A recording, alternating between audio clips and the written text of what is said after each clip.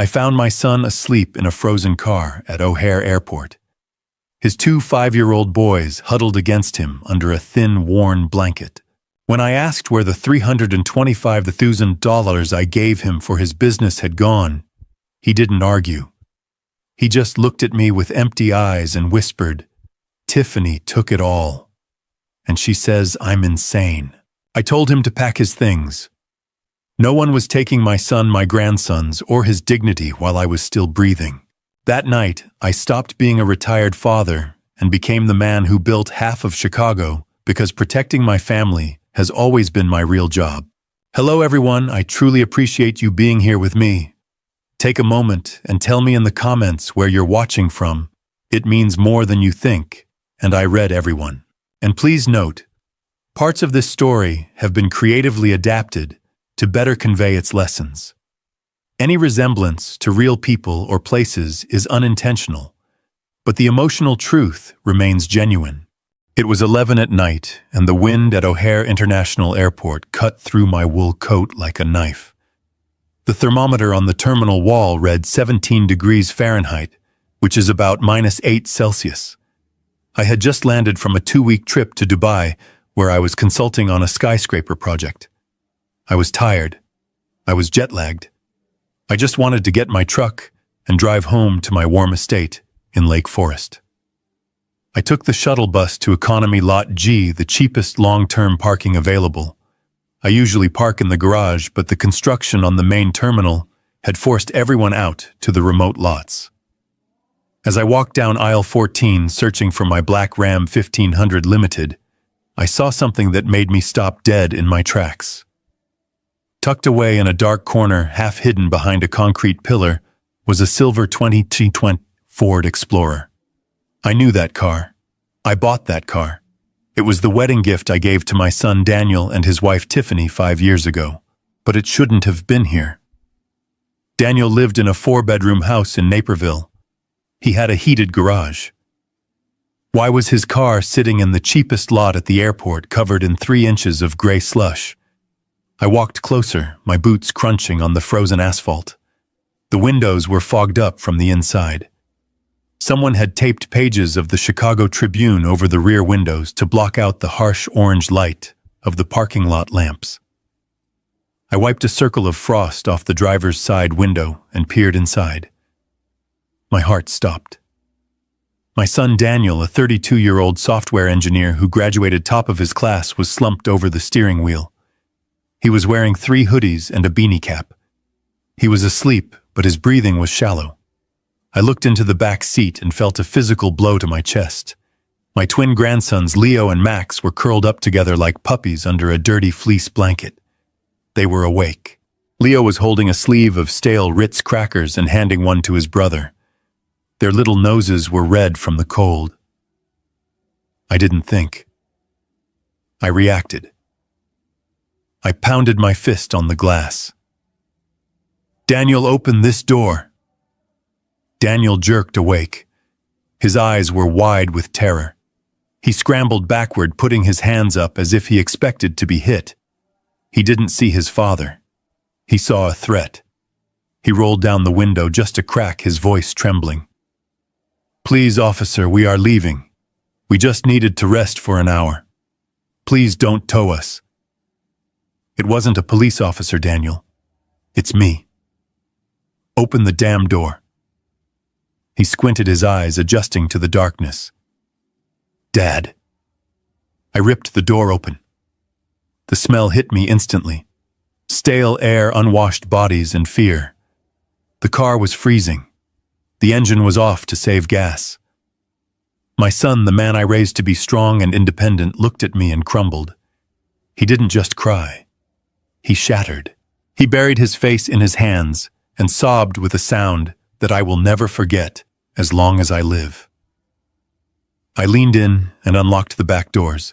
Leo and Max yelled "Grandpa" and tried to scramble out of their car seats. I saw their breath in the air. It was dangerously cold. "Get out," I ordered Daniel. "Get the boys. We are leaving." "We can't, Dad." Daniel stammered, wiping his nose with his sleeve. "She will find us." She said if I leave the city, she will call the cops. She has a tracker on my phone. Who, Tiffany? Yes. She took the house keys. She changed the codes. She told the police I was dangerous. I grabbed Daniel by the collar of his hoodie, not in anger, but to make him look at me. Listen to me very carefully. Where is the money? Where is the $325,000 I wired to your account last month for your startup TechFlow? Daniel let out a dry, hysterical laugh. Gone. It's all gone. There is no TechFlow, Dad. I tried to access the account on Monday to pay the office lease. The balance was zero. When I asked Tiffany, she laughed. She said I must have gambled it away. She showed me bank statements I had never seen before. Fake statements. Then her parents showed up, Jerry and Linda. They threw my clothes on the lawn. They said I was mentally unstable and a danger to the kids. And you believed them, I asked, my voice low and dangerous. They had paperwork, Dad. They had a doctor's note signed by someone I don't know claiming I have acute bipolar disorder. They threatened to have me committed if I didn't leave. I managed to grab the boys when she was in the shower, and we ran. We have been living in this parking lot for 3 days because I didn't know where else to go where she wouldn't look. I looked at my son. He was a shell of a man.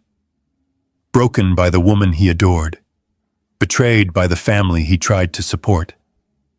But he was alive, and my grandsons were alive. Grab the car seats, I said. Leave the rest. But the car, Daniel protested. Leave it. It's a tomb. You are coming with me. I marched them 3 rows over to my truck. I started the engine and cranked the heater to the maximum. The heated leather seats began to warm up. I watched Leo and Max hold their hands up to the vents, sighing with relief. I pulled a protein bar from my glove box and gave it to them. They ate it like they hadn't seen food in days. Daniel sat in the passenger seat, shivering violently as the adrenaline wore off. He looked at me, shame written all over his face. I am sorry, Dad. I failed. I lost the money. I lost my home. I am a failure. I put the truck into gear and drove toward the exit gate. I didn't look at him. I looked straight ahead at the icy road. You are not a failure, Daniel. You are a victim of a sophisticated theft. But crying time is over. Wipe your face. We are going to my house, and tomorrow morning we are not going to hide. We are going to hunt. As we merged onto the I-190 highway toward the city, my phone buzzed. It was a text message notification from my home security system. Motion detected at the front gate. I checked the camera feed on my dashboard screen. It wasn't a delivery driver. It was a squad car from the Lake Forest Police Department. And standing next to it, wrapped in a white faux fur coat, and looking like a grieving angel, was Tiffany. She found us, Daniel whispered, his face draining of color. She knows. Good, I said, pressing my foot down on the accelerator. Let her come. She thinks she is playing checkers with a soft-hearted husband.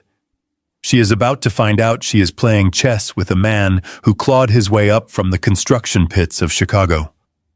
And I never lose. We had been inside my Lake Forest estate for less than 45 minutes. My housekeeper, Mrs. Higgins, had performed a miracle with a can of chicken noodle soup and some grilled cheese sandwiches. For the first time in 3 days, I saw a little bit of color return to Leo and Max's cheeks. They were sitting at the granite island in my kitchen, their small legs dangling off the high stools, eating as if it were their last meal. Daniel was sitting next to them, staring into a mug of hot coffee, his hands still trembling slightly from the cold of the parking lot. The warmth of the house, the smell of food, the silence of the snow falling outside, it all felt like a sanctuary. I thought we had time. I thought we had at least a night to breathe, to plan, to figure out how to get my son back on his feet. I was wrong. The peace shattered instantly. It started with a low hum in the distance, then grew rapidly into a wail that pierced through the heavy oak doors of my home. Sirens. Not one, but several. Blue and red lights began to flash against the kitchen windows, painting the snowy lawn in chaotic bursts of color. Daniel dropped his coffee mug. It shattered on the floor, splashing hot liquid onto his boots, but he didn't even flinch. He just looked at me with eyes full of absolute terror and whispered, "She found us." She tracked the phone. Before I could even tell him to stay calm, the front doorbell rang. It wasn't a polite ring. It was a demand. Then came the heavy pounding of fists against the wood. "Open up, this is the Lake Forest Police Department." I walked to the foyer, my boots clicking on the marble. I opened the door to find 3 squad cars blocking my driveway. 3 officers stood on my porch, hands resting near their holsters. And behind them, stepping out of the back of a police cruiser like a tragic heroine in a movie, was Tiffany. She wasn't wearing the clothes of a worried mother who had been searching for her children. She was wearing a pristine beige trench coat that I knew cost more than $2,000 and a cashmere scarf wrapped perfectly around her neck. Her face was a mask of tear-streaked devastation. She ran past the officers toward me, wailing, "Where are they? Where are my babies? Please tell me he didn't hurt them." Officer Miller, a man I had donated to for the policeman's ball for 10 years, stepped forward. He looked uncomfortable. "Mr. Caldwell, I am sorry for the disturbance. We received a frantic 911 call regarding an active kidnapping. Mrs. Caldwell alleges that your son, Daniel Caldwell, abducted their 2 children and has made threats of violence.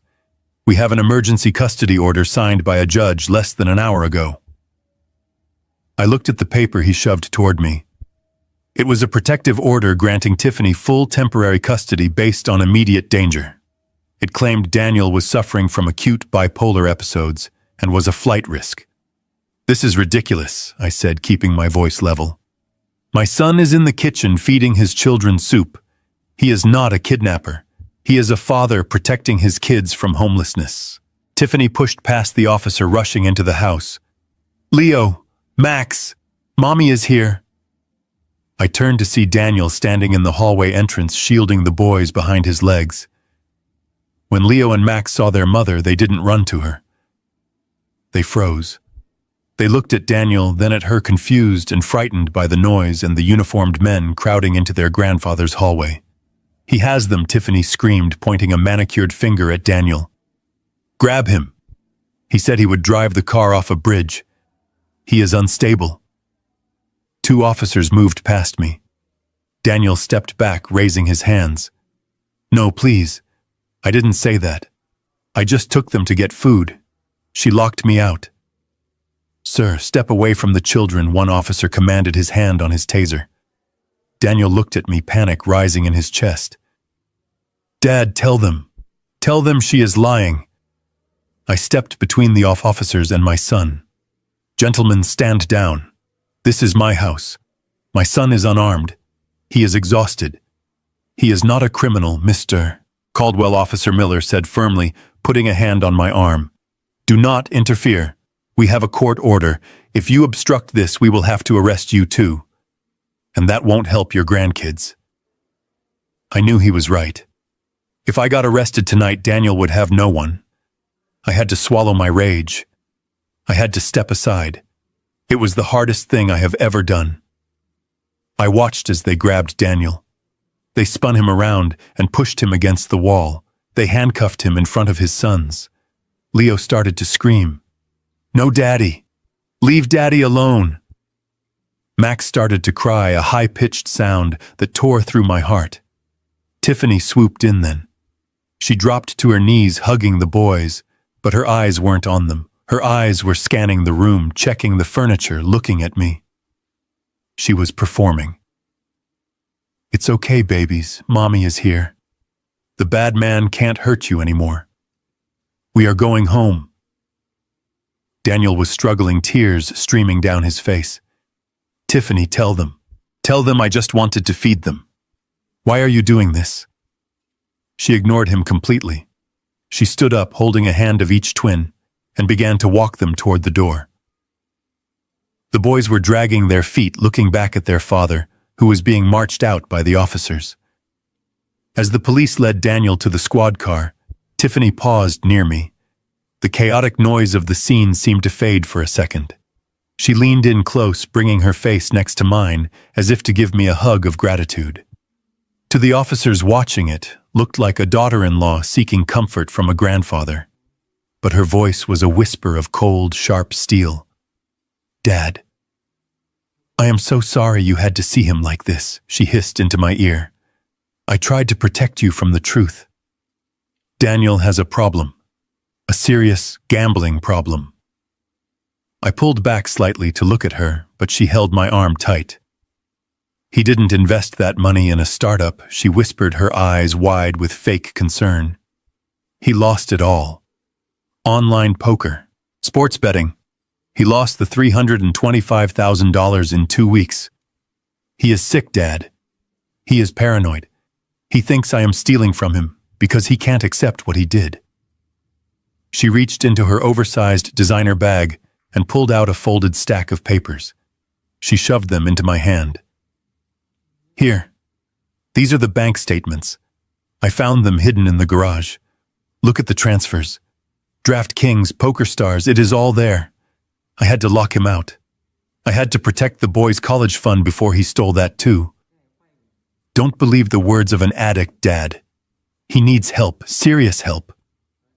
She pulled away, wiping a fresh tear from her cheek, and looked at me with a pleading expression that would have won an Academy Award. "Please don't bail him out yet. The doctors say he needs to hit rock bottom before he can heal. Let them take him to the psychiatric ward. It is for his own good." She turned and walked out into the snow, pulling my sobbing grandsons toward her luxury SUV. I stood in the open doorway, the cold wind biting at my face. I looked down at the papers in my hand. They were crumpled bank statements. I saw the numbers. I saw the names of gambling sites. It looked real.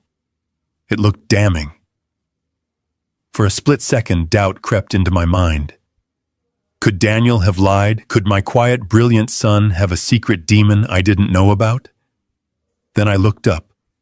I saw Tiffany buckling the boys into the back seat of a brand new Range Rover Sport. I saw the way the light caught the diamonds on her wrist.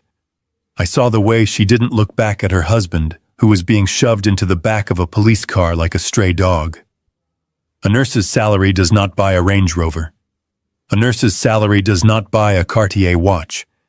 And a man who just lost $300,000 gambling does not drive his children to a freezing parking lot to starve with them. He goes to a hotel.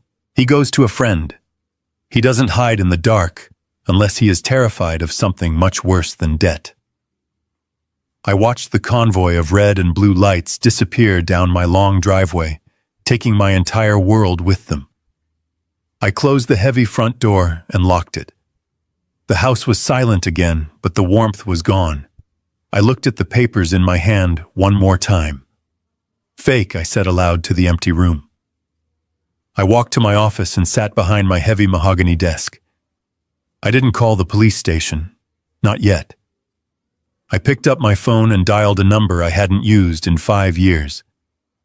Rachel Sterling, the toughest, meanest, most expensive divorce and criminal defense attorney in Chicago.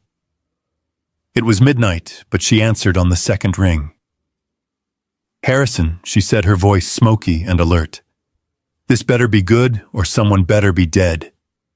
"They took him, Rachel," I said, my voice steady but cold as ice. "They took Daniel to the psych ward on a 5150 hold, and she took the kids." I heard the rustle of sheets and the click of a lamp turning on. "Who is she, Harrison?" "The woman who thinks she just won the lottery," I replied. "I need you at Cook County Hospital in 20 minutes. Bring a forensic accountant and bring a private doctor. We are not just getting him out. We are going to burn her kingdom down." I hung up the phone and looked at the family portrait on my desk. Daniel, 10 years old, smiling with a baseball cap. I made a promise to that boy. I promised I would always protect him. I failed him this week. I let him sleep in the cold. But the cold was over.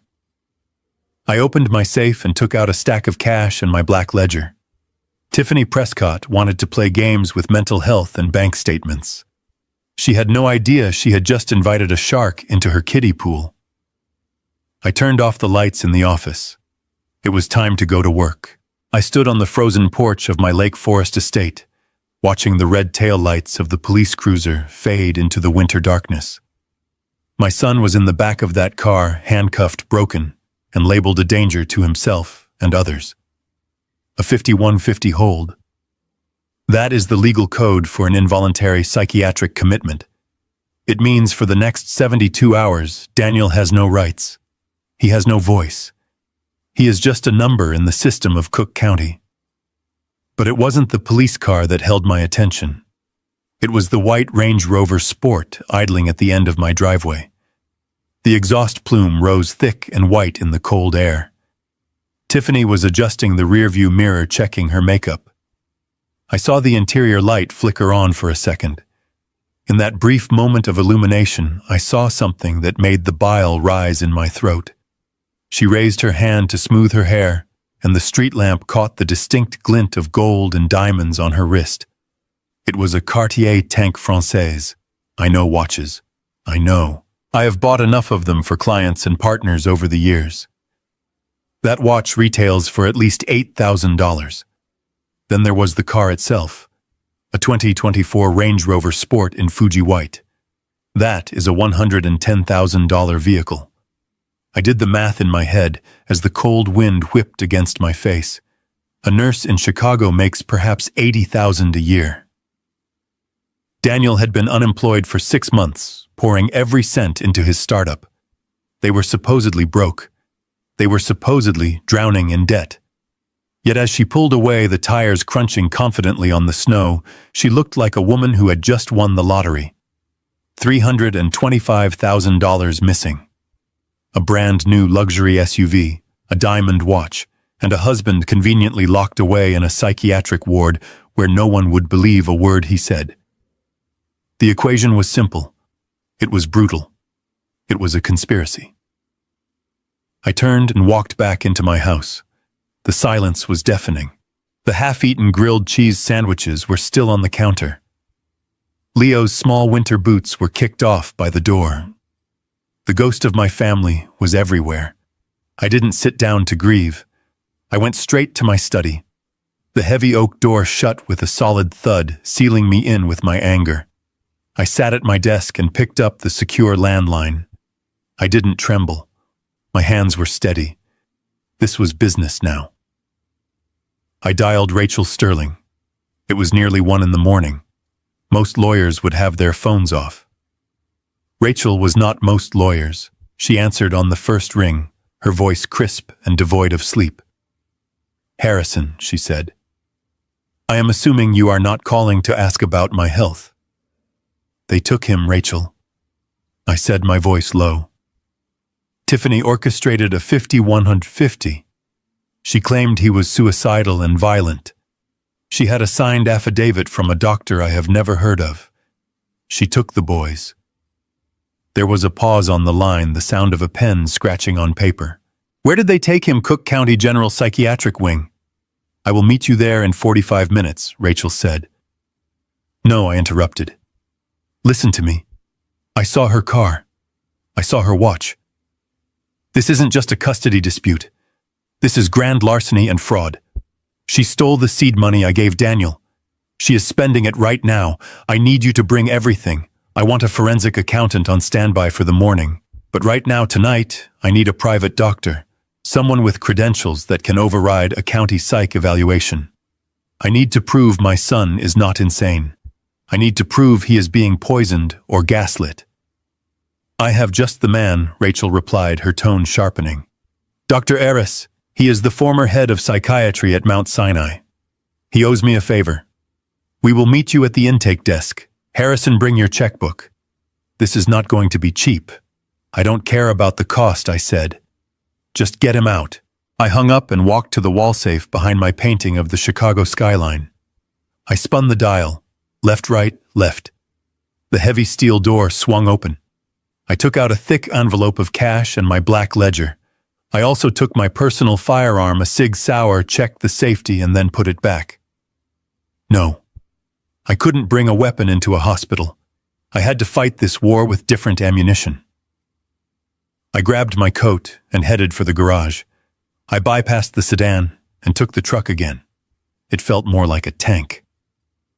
The drive to Cook County Hospital was a blur of gray highway and yellow streetlights.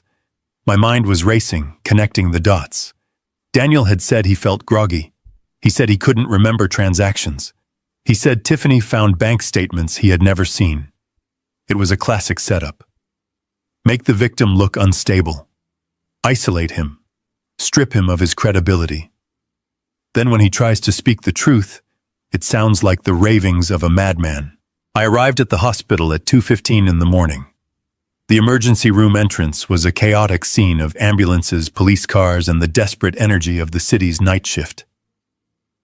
I parked the truck and walked in. The air smelled of antiseptic and stale coffee.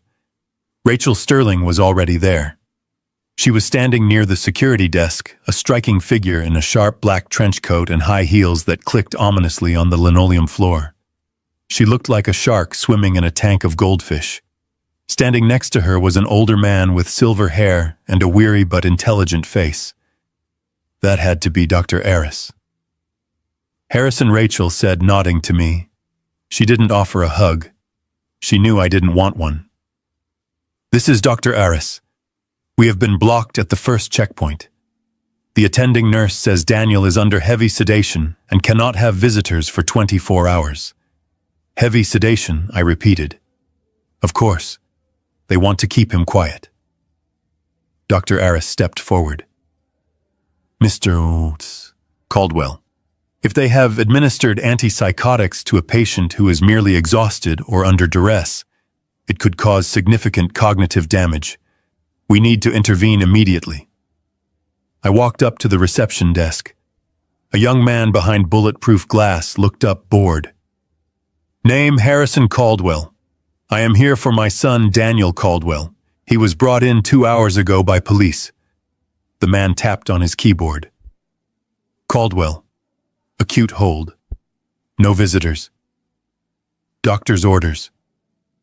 Come back tomorrow. I leaned close to the glass. I didn't raise my voice.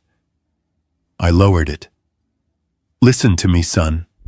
The woman standing behind me is Rachel Sterling. If you don't know who she is, Google her. She sues hospitals for breakfast. The man standing next to her is the former chief of psychiatry for this state. We have reason to believe my son has been falsely committed and is being chemically restrained against his will. You have two choices. You can call the administrator on duty and let us up, or you can be named personally in the lawsuit we file at 9 a.m. The young man blinked. He looked at Rachel, who offered him a cold, predatory smile. He picked up the phone. 10 minutes later, we were in the freight elevator moving up to the 5th floor, the psychiatric wing. The doors opened and the atmosphere changed. It was quiet here, oppressive. We were met by a shift supervisor who looked nervous. He is in room 504, she said. But please keep it down. He is very agitated. We walked down the long, sterile hallway. Room 504 was at the end. The door was heavy metal with a small, reinforced window. I looked inside. Daniel was strapped to a bed. His wrists and ankles were bound with leather restraints. He was thrashing against them, his head rolling from side to side on the thin pillow. His eyes were open, but unfocused. He was mumbling something over and over. I pressed my ear to the door. Not crazy, he whispered, his voice hoarse. Not crazy. She took the money. She took the money. I felt a rage so hot, it almost blinded me. My son. The boy who built his first computer at age 10. The man who never raised his voice, strapped down like an animal. Dr. Aris unlocked the door with the key card the nurse had reluctantly given him. We entered the room. Daniel flinched as the light from the hallway hit his face. Daniel, I said softly. It's Dad. I'm here. He looked at me, struggling to focus. Dad. Is she here? Don't let her in. She has a needle. She puts it in the coffee. I looked at Dr. Aris. Did you hear that Dr. Aris was already at the bedside checking Daniel's pupils with a penlight? Dilated. Rapid pulse. He lifted Daniel's arm. There was a fresh puncture mark, but there were also older bruises, faint yellow and green marks near the crook of his elbow. This isn't just from tonight, Dr. Aris said, his voice grim. He has been sedated before. Recently. Repeatedly. Rachel pulled out a notepad. We need a toxicology screen right now. Independent lab, not the hospital lab. We need to preserve the chain of custody. I grabbed Daniel's hand. It was cold and clammy. Daniel, listen to me. We are getting you out. But I need you to hold on. I need you to stay awake. He squeezed my hand weakly. The money, Dad. The 300,000. It's not lost. It's in Florida. I saw the transfer code before she locked me out. Prescott Ventures. Prescott Ventures. Prescott was Tiffany's maiden name. Her parents, Jerry and Linda. I looked at Rachel. We have a trail. Rachel nodded, already typing on her phone.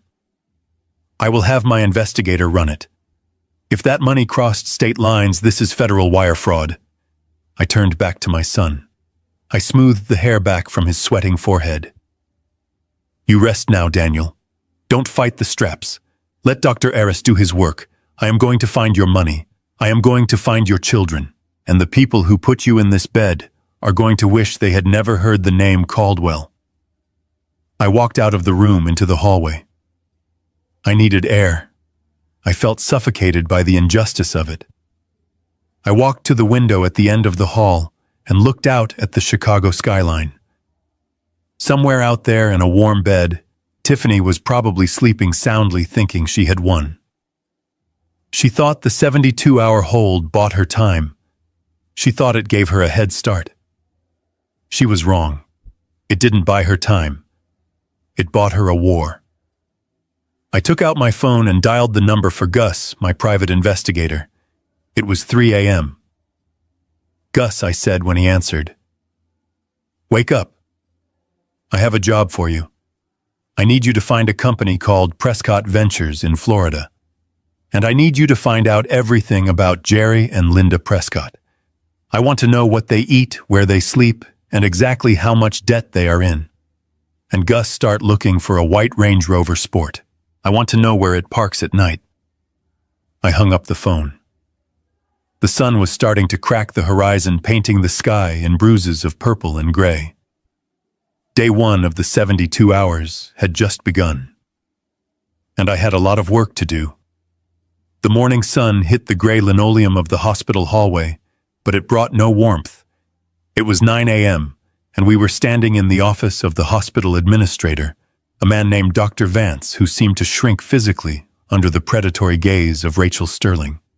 She didn't shout. She didn't pound the desk. She simply placed a thick file on his blotter and leaned forward. Doctor, she said, her voice smooth as silk and just as dangerous. You have 2 options right now. Option 1 is to continue holding Daniel Caldwell based on a falsified affidavit from a doctor who has been reprimanded 3 times by the medical board. If you choose this, I will have a writ of habeas corpus filed by noon, and by 1 p.m. I will be suing this hospital and you personally for unlawful imprisonment and medical malpractice. She paused to let the threat sink in. Dr. Vance wiped sweat from his upper lip. Option 2, she continued, is that you allow Mr. Caldwell's private physician, Dr. Aris, to examine the patient immediately. If Dr. Aris determines that Daniel is not a threat to himself or others, you will discharge him into his father's custody. Right now. Not in 48 hours. Now. The administrator looked at me. I stood by the door, arms crossed, wearing a suit that cost more than his car. I didn't say a word. I just stared at him. He looked back at the file Rachel had put down. He knew who I was. He knew who Rachel was. He picked up his phone and dialed the nurse's station. Let them in, he muttered, and prepare the discharge papers if the independent evaluation clears him. 10 minutes later, we were back in room 504. The restraints were gone, but Daniel looked worse than he had the night before. He was sitting on the edge of the bed, his head in his hands, wearing a paper hospital gown that made him look fragile and small. When the door opened, he flinched. "Dad," he croaked. His voice was dry, cracked from dehydration. I walked over and put a hand on his shoulder. It felt bony.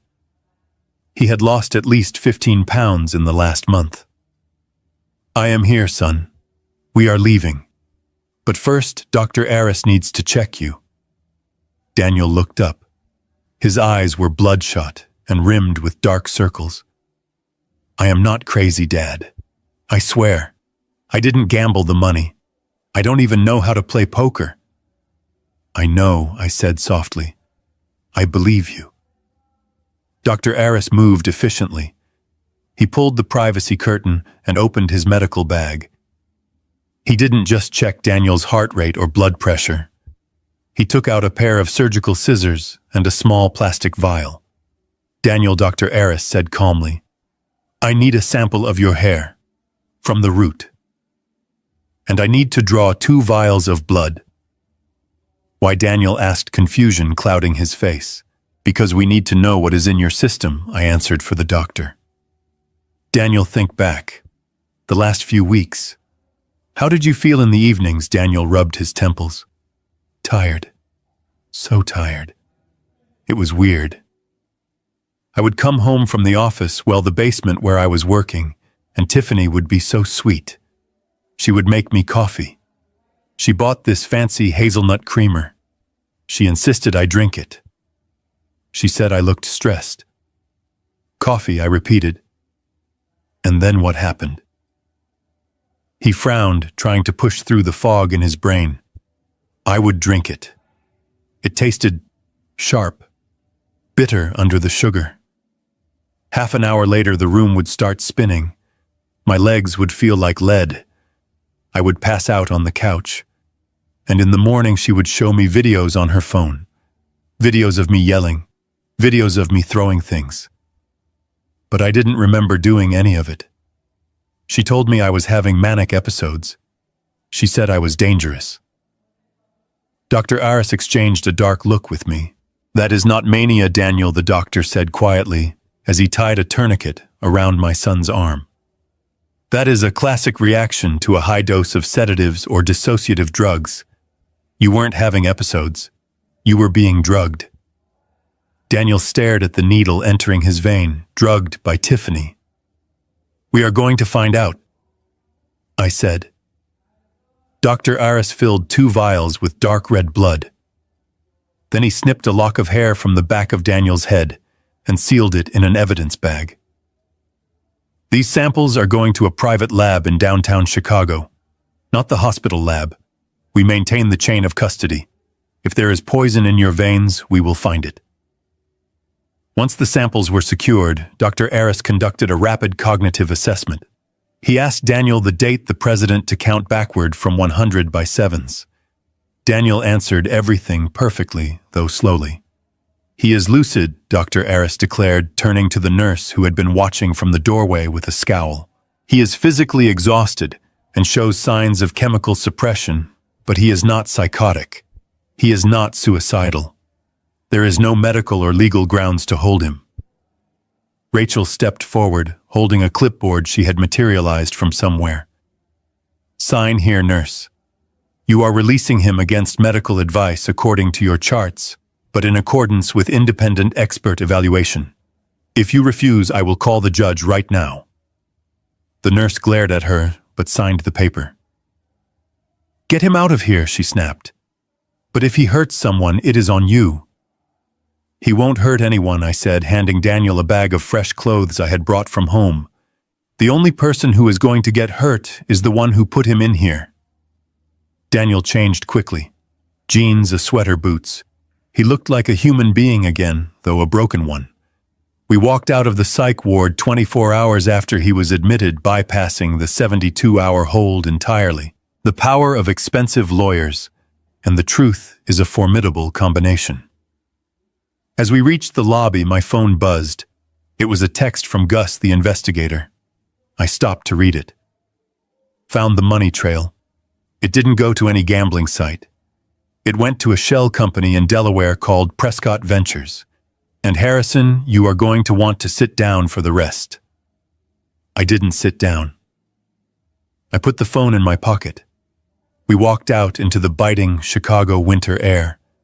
The wind hit us, but this time it felt like freedom.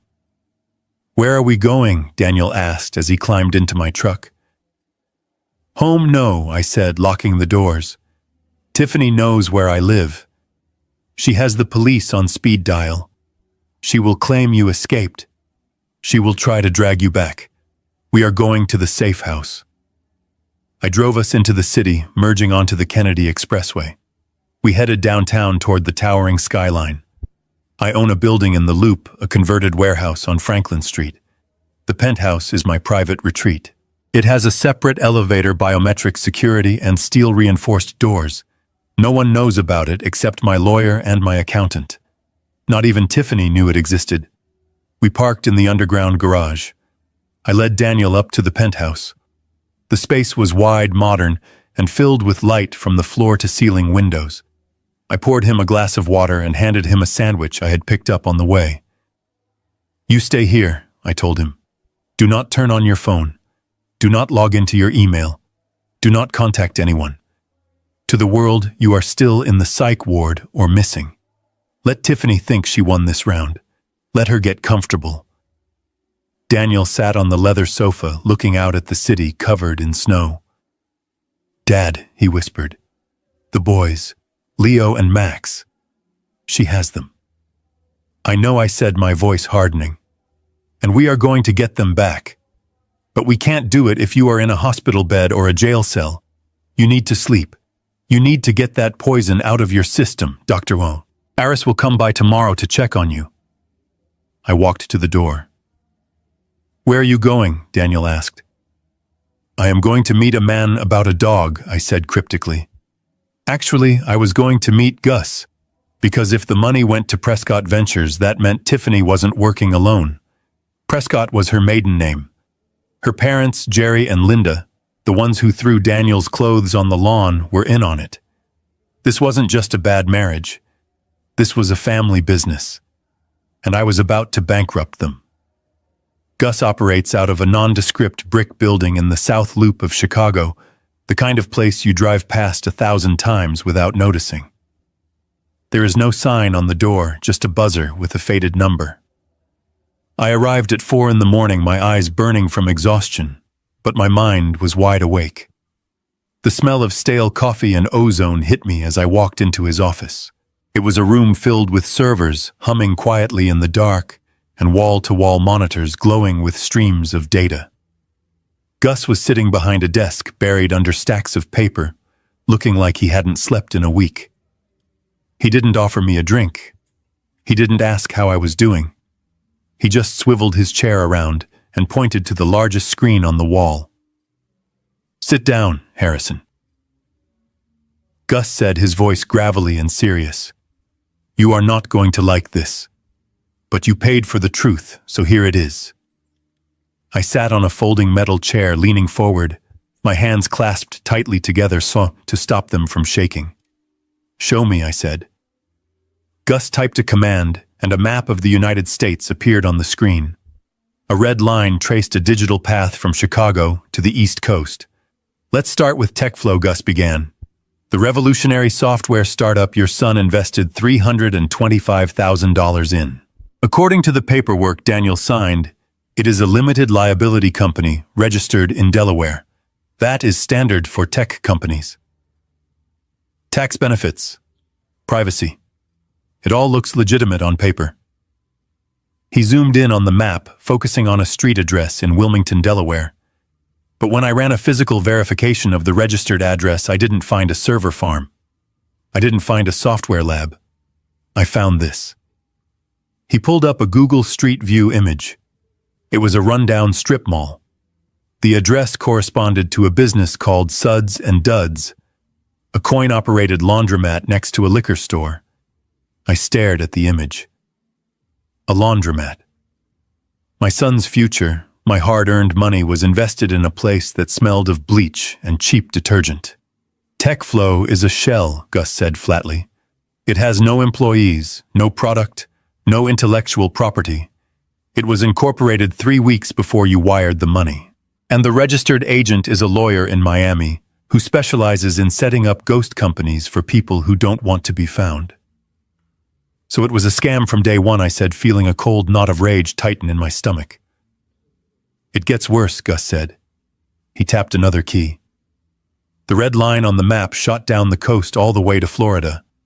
I tracked the wire transfer you sent to Daniel's account. He moved it to the TechFlow account on Monday, thinking he was funding operations. The money sat in the TechFlow account for exactly 12 minutes. Then it was wire transferred out in a single lump sum. To where, I asked. To a corporate account in Miami held by an entity called Prescott Holdings, LLC. Gus replied. Prescott, I whispered. Tiffany's maiden name. Exactly, Gus said. Now, Prescott Holdings sounds impressive, but it is just a holding company for a single asset. A failing construction firm owned by one Gerald Jerry Prescott. Jerry, my father-in-law, the man who sat at my Thanksgiving table and ate my turkey, the man who threw my son's clothes on the lawn and called him mentally unstable. Gus pulled up a spreadsheet. It was a bank ledger. He had hacked into their transaction history. I didn't ask how he did it. I didn't care. Here is where your money went, Harrison. It didn't vanish into the ether. It went on a shopping spree. Look at the line items. I leaned in closer, my eyes scanning the rows of numbers. The dates were from this week. The ink on these transactions was barely dry. The first item was for $85,000.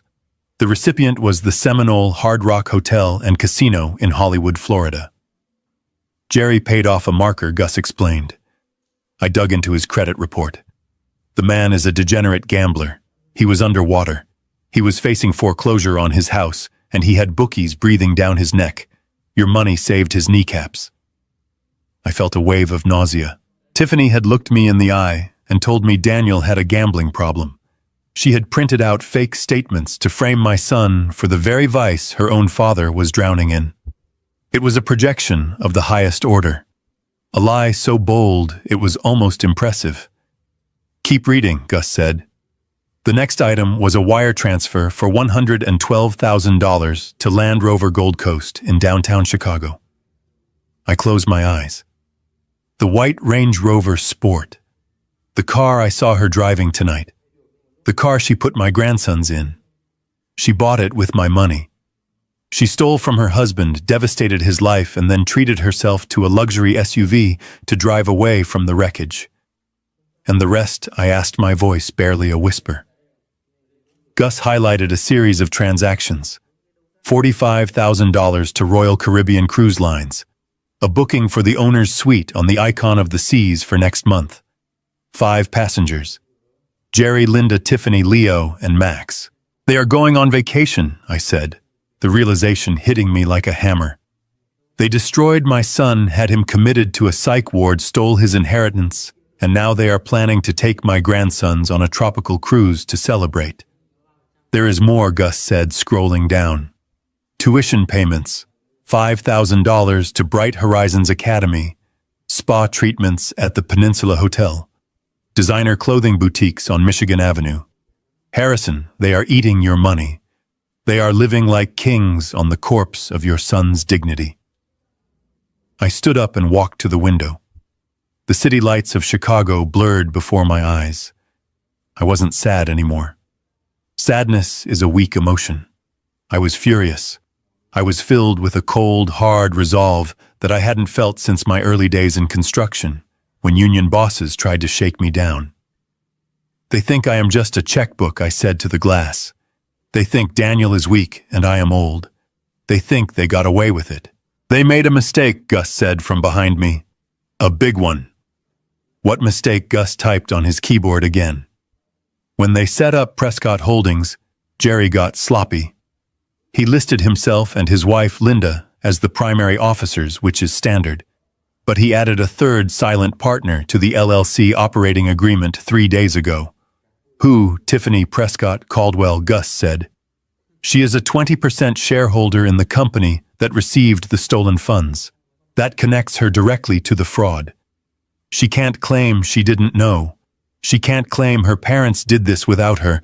Her name is on the incorporation papers. This is conspiracy. This is wire fraud. This is money laundering. I turned back to Gus. Print it. Print everything. Every transaction. Every date. Every IP address. Gus hit the print button. The laser printer in the corner whirred to life, spitting out pages of evidence. So Gus asked, leaning back in his chair, "You have enough to go to the police. You can have them arrested for fraud. It might take a few months for the investigation, but you will get them eventually." "No," I said, picking up the warm stack of papers. "The police are for later. If I go to the police now, Tiffany will claim it is a civil dispute. She will use the money she stole to hire a defense lawyer. She will drag this out in court for years while she keeps my grandsons away from me. She will spend every dime before a judge even bangs a gavel. Then what are you going to do?" I looked at the line item for the $85,000 gambling debt repayment. I looked at the name of the bank in Florida that held the mortgage on Jerry Prescott's house. I am a businessman, Gus. I understand leverage. Jerry Prescott didn't just pay off a debt. He revealed his weakness. He is broke. He is desperate. And he is stupid. I pulled out my phone. It was 5 a.m. Banks in London were already open. I have connections in the debt purchasing market.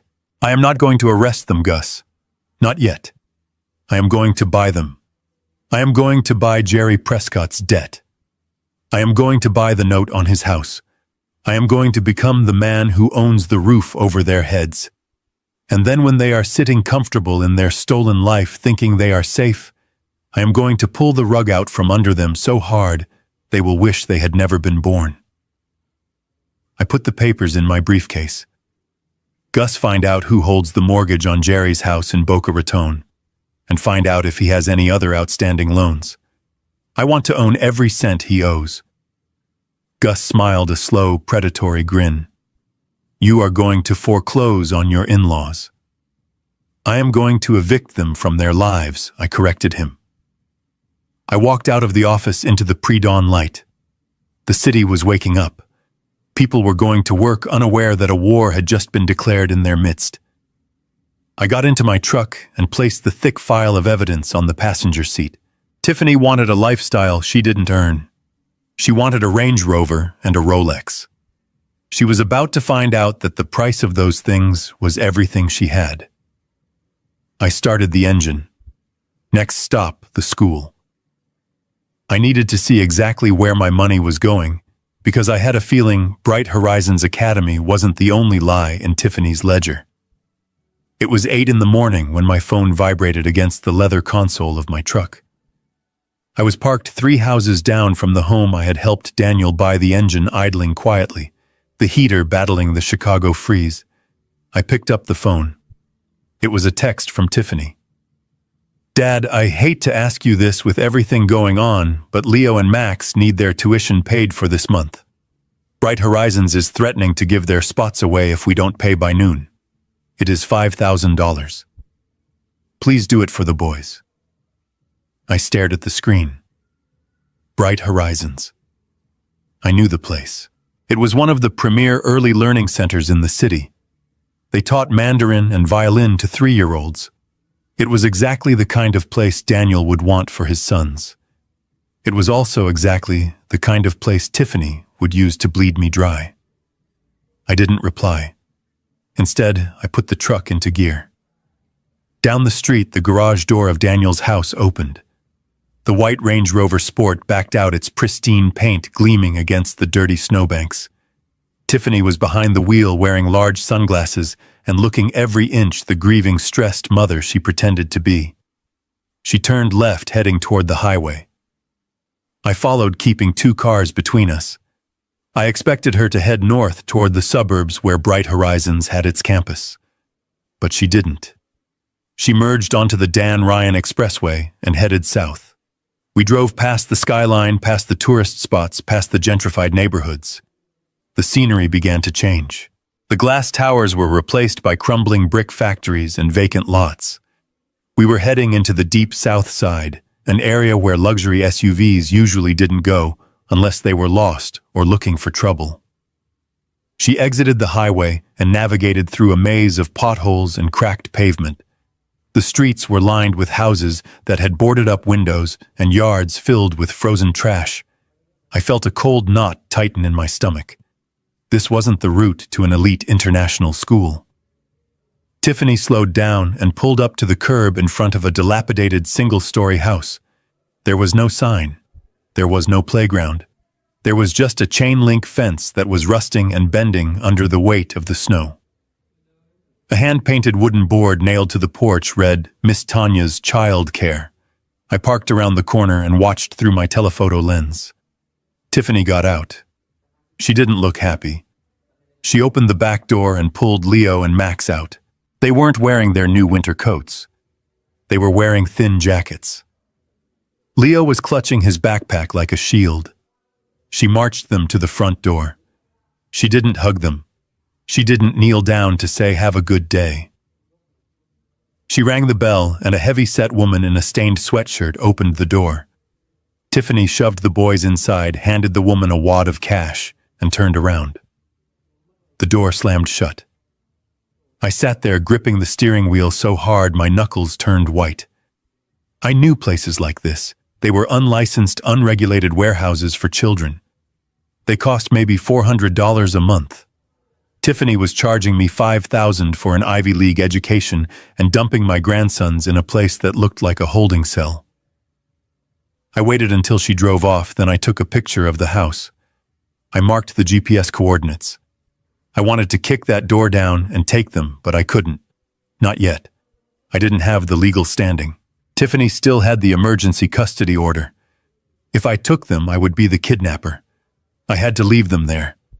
It was a physical pain sharp and deep to put my truck in reverse and leave my blood behind in that rot.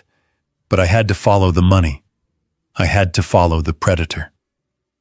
I caught up to the Range Rover a few miles later. She was driving fast now, aggressive, heading back toward the money. We drove north back to the Gold Coast, the playground of the wealthy. She pulled into the valet circle of the Peninsula Hotel. I watched as she tossed the keys to the valet and walked inside, her head held high. I parked in a garage across the street and opened my laptop. Gus had done his job well. When he located the Range Rover the night before, his team had managed to slip a listening device under the passenger seat and tap into the Bluetooth system. I put on my headphones and connected to the live feed. The audio was crisp. I heard the door of the Range Rover open. The valet was parking the car. Then silence for an hour while she was inside. I waited. I watched the hotel entrance. At noon, Tiffany emerged. She wasn't alone. Walking arm in arm with her was Linda Prescott, her mother. Linda was wearing a fur coat that looked like it cost more than my first house. They were laughing. They looked like sisters on a shopping spree, not a grandmother and mother in the midst of a family tragedy. They waited for the car. When the Range Rover pulled up, they got in. Tiffany in the driver's seat, Linda in the passenger seat. I turned the volume up. God, I needed that massage. Tiffany's voice filled my headphones. My shoulders were so tense from all the fake crying I had to do for the cops. Linda laughed, a harsh, grating sound. "You are doing great, honey. Just keep it up. Did the old man transfer the tuition money?" "Not yet," Tiffany replied, the engine roaring to life. "He is probably moving funds around. He thinks he is saving his grandkids from ignorance. If he knew they were at Tanya's eating crackers and watching TV all day, he would have a stroke." "He won't know," Linda said dismissively. "Harrison is a checkbook, not a detective. He is too busy playing the big-shot builder to notice the details. And 5,000 is nothing to him. It is just a rounding error." "So where are we having lunch? The grill?" "Yes," Tiffany said. "I want the lobster salad. And we need to celebrate, Jerry called. He said the bank off his back thanks to that idiot Daniel's seed money. I started my truck and followed them, keeping a safe distance. They were heading to Gibson's, a steakhouse where the bill for lunch would easily feed a family for a month. "How is Daniel?" Linda asked. The tone of her voice changed. It wasn't casual anymore. It was conspiratorial. "Is he still in the psych ward?" "He got out," Tiffany said, sounding annoyed. "His dad got some high-priced lawyer to spring him. But it doesn't matter. He's a wreck. I saw him before the cops took him. He couldn't even form a sentence. He was drooling." "Good," Linda said. "That means the dosage is right. You have to keep it up, Tiff. If he gets clear-headed, he might start remembering things. He might start looking at the accounts again."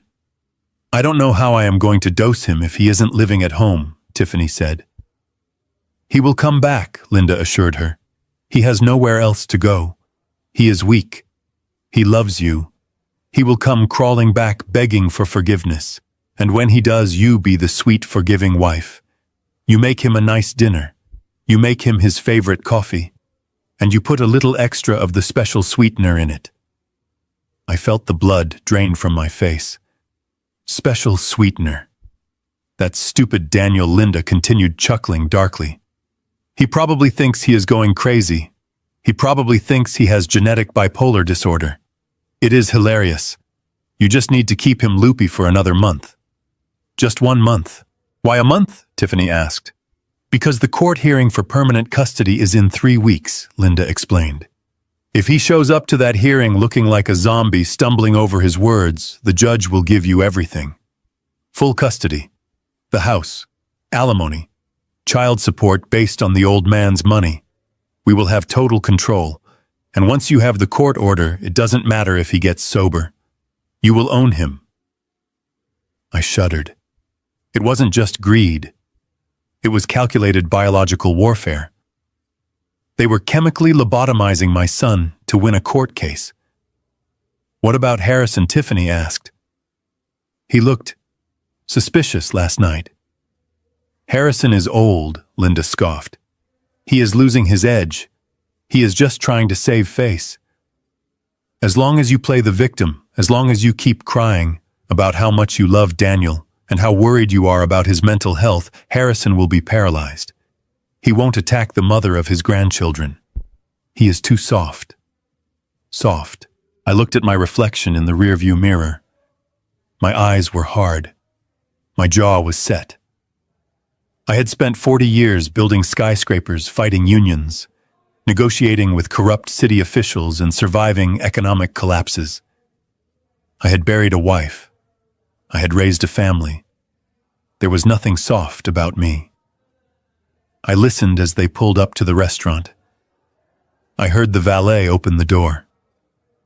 "Enjoy your lunch, ladies," the valet said. "We certainly will," Linda replied. The audio cut out as they exited the vehicle. I sat in my truck watching them walk into the restaurant. They looked untouchable. They looked like royalty. I picked up my phone and called Dr. Aris. "Doctor," I said, "I need you to run a full panel for heavy metals and veterinary sedatives, specifically ketamine or xylazine." "Why?" Dr. Aris asked. "Because I just heard my mother-in-law tell my daughter-in-law to put extra sweetener in my son's coffee to keep him a zombie for the court hearing." There was a silence on the line. Then Dr. Aris spoke, his voice cold. "Bring the samples to the lab immediately, Mr. Caldwell. If this is true, this is attempted murder." "It is true," I said.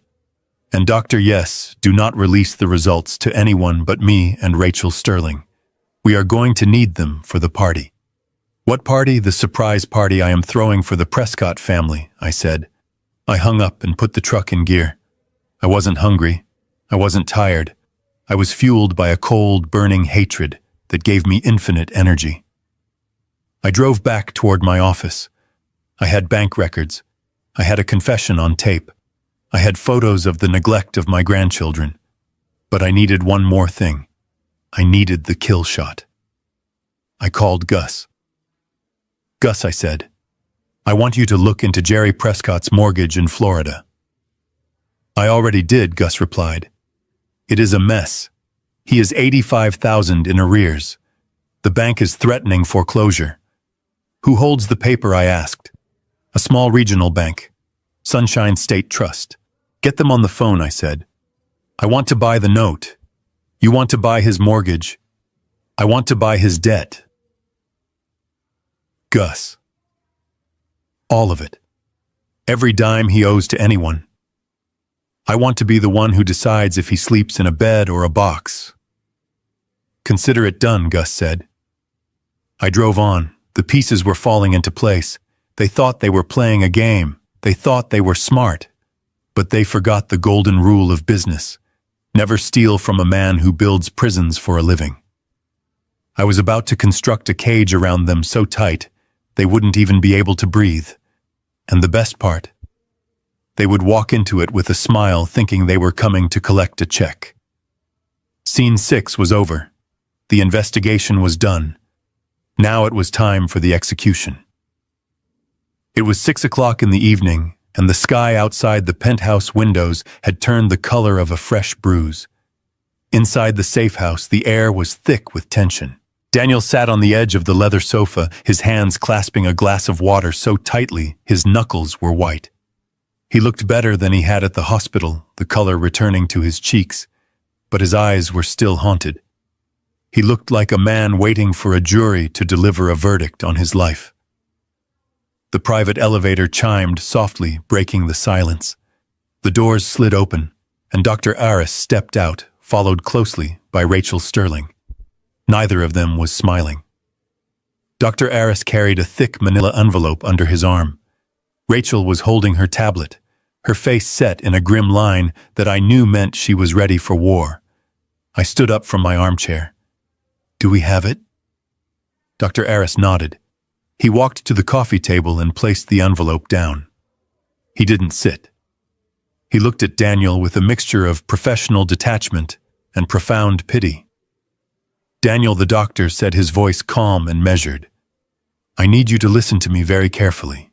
The results from the toxicology screen came back from the private lab an hour ago. We tested your blood for immediate substances and your hair follicles for a historical record of exposure." Daniel looked up, his voice trembling. "Am I bipolar? Do I have a chemical imbalance? Is it genetic?"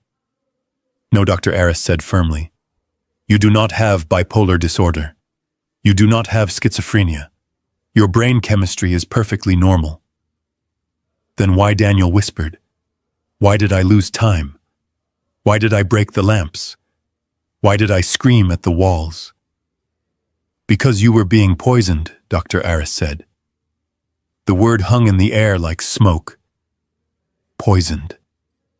Daniel blinked, unable to process it. "We found high concentrations of benzodiazepines in your system." Dr. Aris continued, opening the file and pointing to a chart with red spikes. "Specifically, a generic form of Xanax and Valium. But that isn't the worst part. We also found significant traces of xylazine." "What is xylazine?" Daniel asked. "It is a veterinary sedative," the doctor explained. "It is used for anesthesia in horses and cattle. It is a muscle relaxant and a central nervous system depressant. In humans, when mixed with benzodiazepines, it causes extreme lethargy, memory loss, and periods of confusion. But as it wears off, it causes a rebound effect, agitation, aggression, hallucinations. It mimics a psychotic break perfectly. I felt the blood in my veins turn to ice. Xylazine. That was the special sweetener Linda had laughed about. They were treating my son like livestock. "This wasn't recreational," Dr. Aris said, tapping the paper. "The hair analysis shows a pattern. The dosage started low 3 months ago and increased steadily. It peaked last week. The timing corresponds exactly with your supposed episodes. Someone was administering this to you daily, likely in a liquid to mask the taste." "The coffee," Daniel whispered. His face went gray. "Every night. She made me coffee. She bought that hazelnut creamer, She said it was to help me relax after working on the code. She would stand there and watch me drink it. She wouldn't let me put the cup down until it was finished. He stared at the floor, his eyes wide with horror as the memories flooded back. She would film me, Daniel said, his voice rising in panic. I remember now. I would be stumbling around the living room feeling like my head was full of cotton, and she would be standing there with her phone recording me. She would ask me questions like, "Why are you so angry?" "Daniel, why do you want to hurt us?" But I wasn't angry. I was terrified. I couldn't feel my legs. He stood up abruptly, knocking the glass of water onto the floor. It shattered, but he didn't notice. "She did this," he shouted. "She did this to me. She told everyone I was crazy. She told the police. She told her parents. And she was poisoning me the whole time." "This constitutes attempted murder," Rachel said from the corner, her voice cold and sharp. "Or at the very least, aggravated assault with intent to cause great bodily harm. This report proves that the videos she has are not evidence of your insanity. They are evidence of her crime." But Daniel wasn't listening to the legal strategy. The reality of the betrayal hit him physically. He clutched his stomach, doubling over. The woman he loved, the mother of his children. The person he slept next to for 5 years had been systematically destroying his mind to steal his money. She had watched him deteriorate. She had comforted him while holding the poison. "I think I am going to be sick," Daniel gasped. He ran for the bathroom. I heard the door slam, followed by the violent sounds of retching. He was purging the betrayal. He was vomiting up the last remnants of the life he thought he had. I looked at Dr. Aris. "Is there permanent damage?" "Physically, he will recover," the doctor said. "The liver is resilient. But psychologically, Harrison, I don't know. To be gaslit on this scale, to be made to believe you are losing your own mind, that leaves scars. He will need therapy, a lot of it." I walked to the bathroom door. It was quiet now. I pushed it open gently. Daniel was sitting on the floor, leaning against the tub. His face was wet with sweat and tears. He looked like a child again, small and broken. "Dad," he choked out. "She tried to turn me into a vegetable. She wanted to lock me away forever. How could she do that? How could anyone do that?" I sat down on the cold tiles next to him. I put my arm around his shoulders and pulled him close. He wept into my shirt, his body shaking with deep, racking sobs. "Because she is evil, son," I said softly. "Because she doesn't have a soul. She saw you as an obstacle to a paycheck." I let him cry until there were no tears left. I let him mourn the death of his marriage. Then I handed him a towel. "Wipe your face, Daniel." He took the towel and scrubbed his face hard as if trying to erase the last few days. He looked at me. His eyes were red, but the fear was gone. It was replaced by something else, something harder, something I recognized. It was hate. "What do we do, Dad?" he asked. "She has the boys. She has the house. She thinks I am in a padded room." I stood up and offered him a hand. He took it and pulled himself up. He stood tall. "We are going to use her arrogance against her," I said. "She thinks she has won. She thinks you are incapacitated. She thinks I am a confused old man who just wants to keep the peace." I led him back out to the living room. Rachel and Dr. Aris were waiting. "Dr. Aris," I said, "I need you to certify these results. I want an official affidavit stating that Daniel was poisoned." "Consider it done," the doctor said. "And Rachel," I continued, "I need you to prepare a petition for emergency custody based on imminent danger. But do not file it yet." "Why not?" Rachel asked. "We have the smoking gun." "Because if we file it now, she will run," I said. "She will take the remaining money and disappear with the boys. Or worse, she will claim the results are faked. We need to catch her in a lie she can't escape. We need a confession. or something close to it. How? Daniel asked. I looked at the file on the table. I looked at the city lights burning outside. We are going to give her exactly what she wants, I said. She wants control. She wants money. She wants you out of the picture. So we are going to offer it to her. I walked to the window. Tomorrow I am going to pay a visit to Tiffany. I am going to play the role of the defeated, disappointed grandfather. I am going to tell her that I accept the diagnosis. I am going to tell her that I want to set up a trust fund for the boys because their father is unfit. Daniel stiffened. Dad, no. Trust me, I said, turning back to him. I am going to dangle a $2 million carrot in front of her face, and when she opens her mouth to take a bite, I am going to snap the trap shut. I looked at Rachel. Get the paperwork ready for a trust fund meeting. Invite Tiffany, Jerry, and Linda. Tell them we are signing over control of the assets. Get them all in one room. And then what? Rachel asked, a small smile playing on her lips. And then I said, my voice dropping to a whisper. Then we show them the test results. Then we show them the bank transfers. Then we introduce them to the new owner of their debt. I walked over to Daniel and put my hands on his shoulders. Stop crying, son. You are done being the victim. Tonight you sleep. Tomorrow you suit up. Because the next time you see your wife, you are not going to be the husband she drugged. You are going to be the witness who sends her to prison. Daniel nodded. He took a deep breath. His jaw set. Okay, Dad, he said. Let's go hunting. Scene 7 ended with the silence of a plan set in motion. The evidence was undeniable. The poison was real. The betrayal was absolute. There was no going back now. The only way out was through the destruction of the Prescott family. And I was ready to light the match. The morning sun pierced through the floor-to-ceiling windows of my downtown penthouse, but it did little to warm the cold determination settling in my chest. Daniel was asleep in the guest room, finally resting, without the chemical haze of sedatives clouding his mind. I sat at the glass conference table with a fresh pot of black coffee and my laptop open. On the screen was a video call with Gus. He looked like he had been living on energy drinks and spite for the last 24 hours.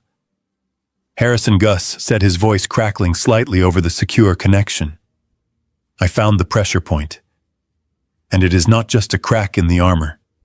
It is a gaping wound. Show me, I said, taking a sip of coffee. Gus shared his screen. It was a credit report and a property lien search for Gerald Jerry Prescott in Boca Raton, Florida. The numbers were staggering. Jerry Prescott presented himself as a successful real estate developer, a man of leisure who spent his days on the golf course. The documents told a different story.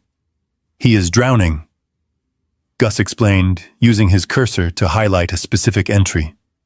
This is the mortgage on his primary residence, a sprawling 5-bedroom villa on the waterfront.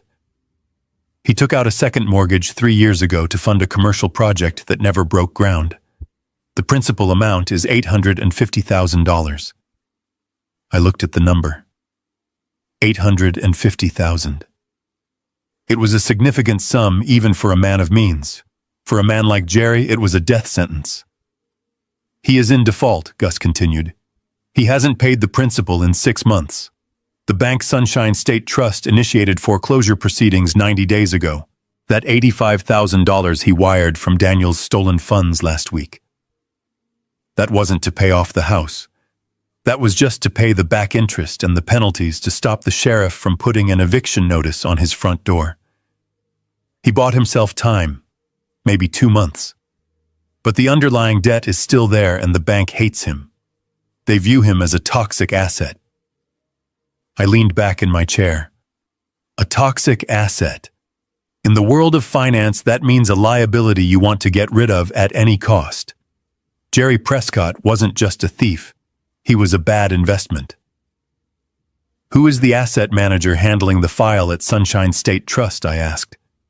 A guy named Robert Miller, Gus replied. He is the VP of Distressed Assets. I have his direct line. Send it to me, I said. And Gus sent me the full legal description of the property and the loan number. You are going to call him, Gus asked. I am going to do more than call him, I said.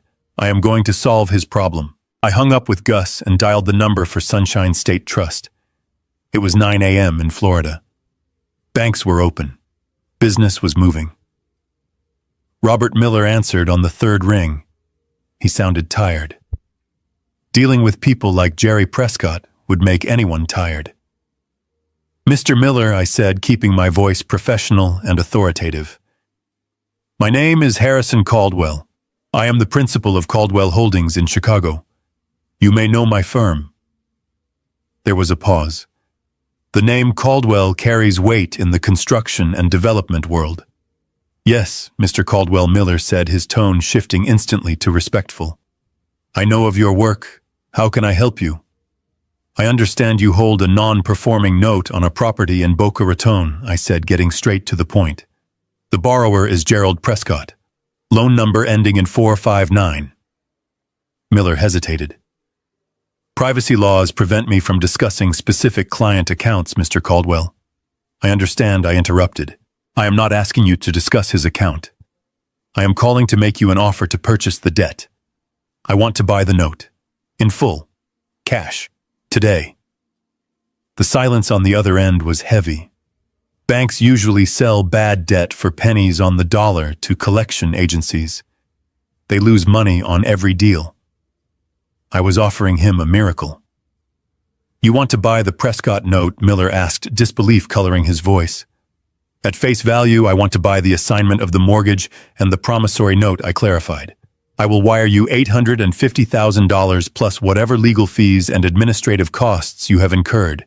In exchange, you transfer all rights of the creditor to Caldwell Holdings. I become the bank. Miller didn't ask why. He didn't care why. He just saw a way to clear a massive red stain off his ledger before the quarterly report. If you can verify funds, Mr. Caldwell, I can have the assignment documents drafted within the hour, Miller said, trying not to sound too eager. I will have my CFO wire the proof of funds immediately, I said.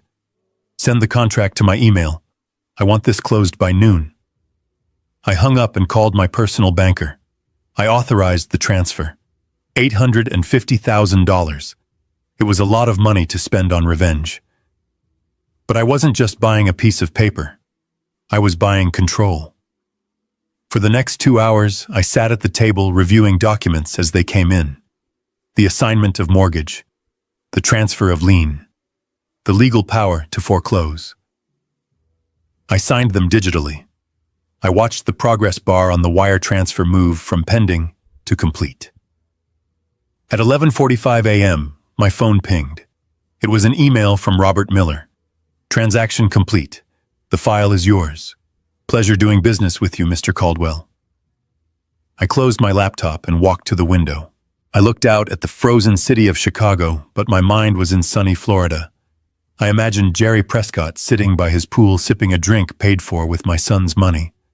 I imagined him laughing with Linda, thinking they had pulled off the perfect crime. They thought they had used the stolen funds to save their house. They thought they were safe. They had no idea that the money they stole had just led the wolf right to their door.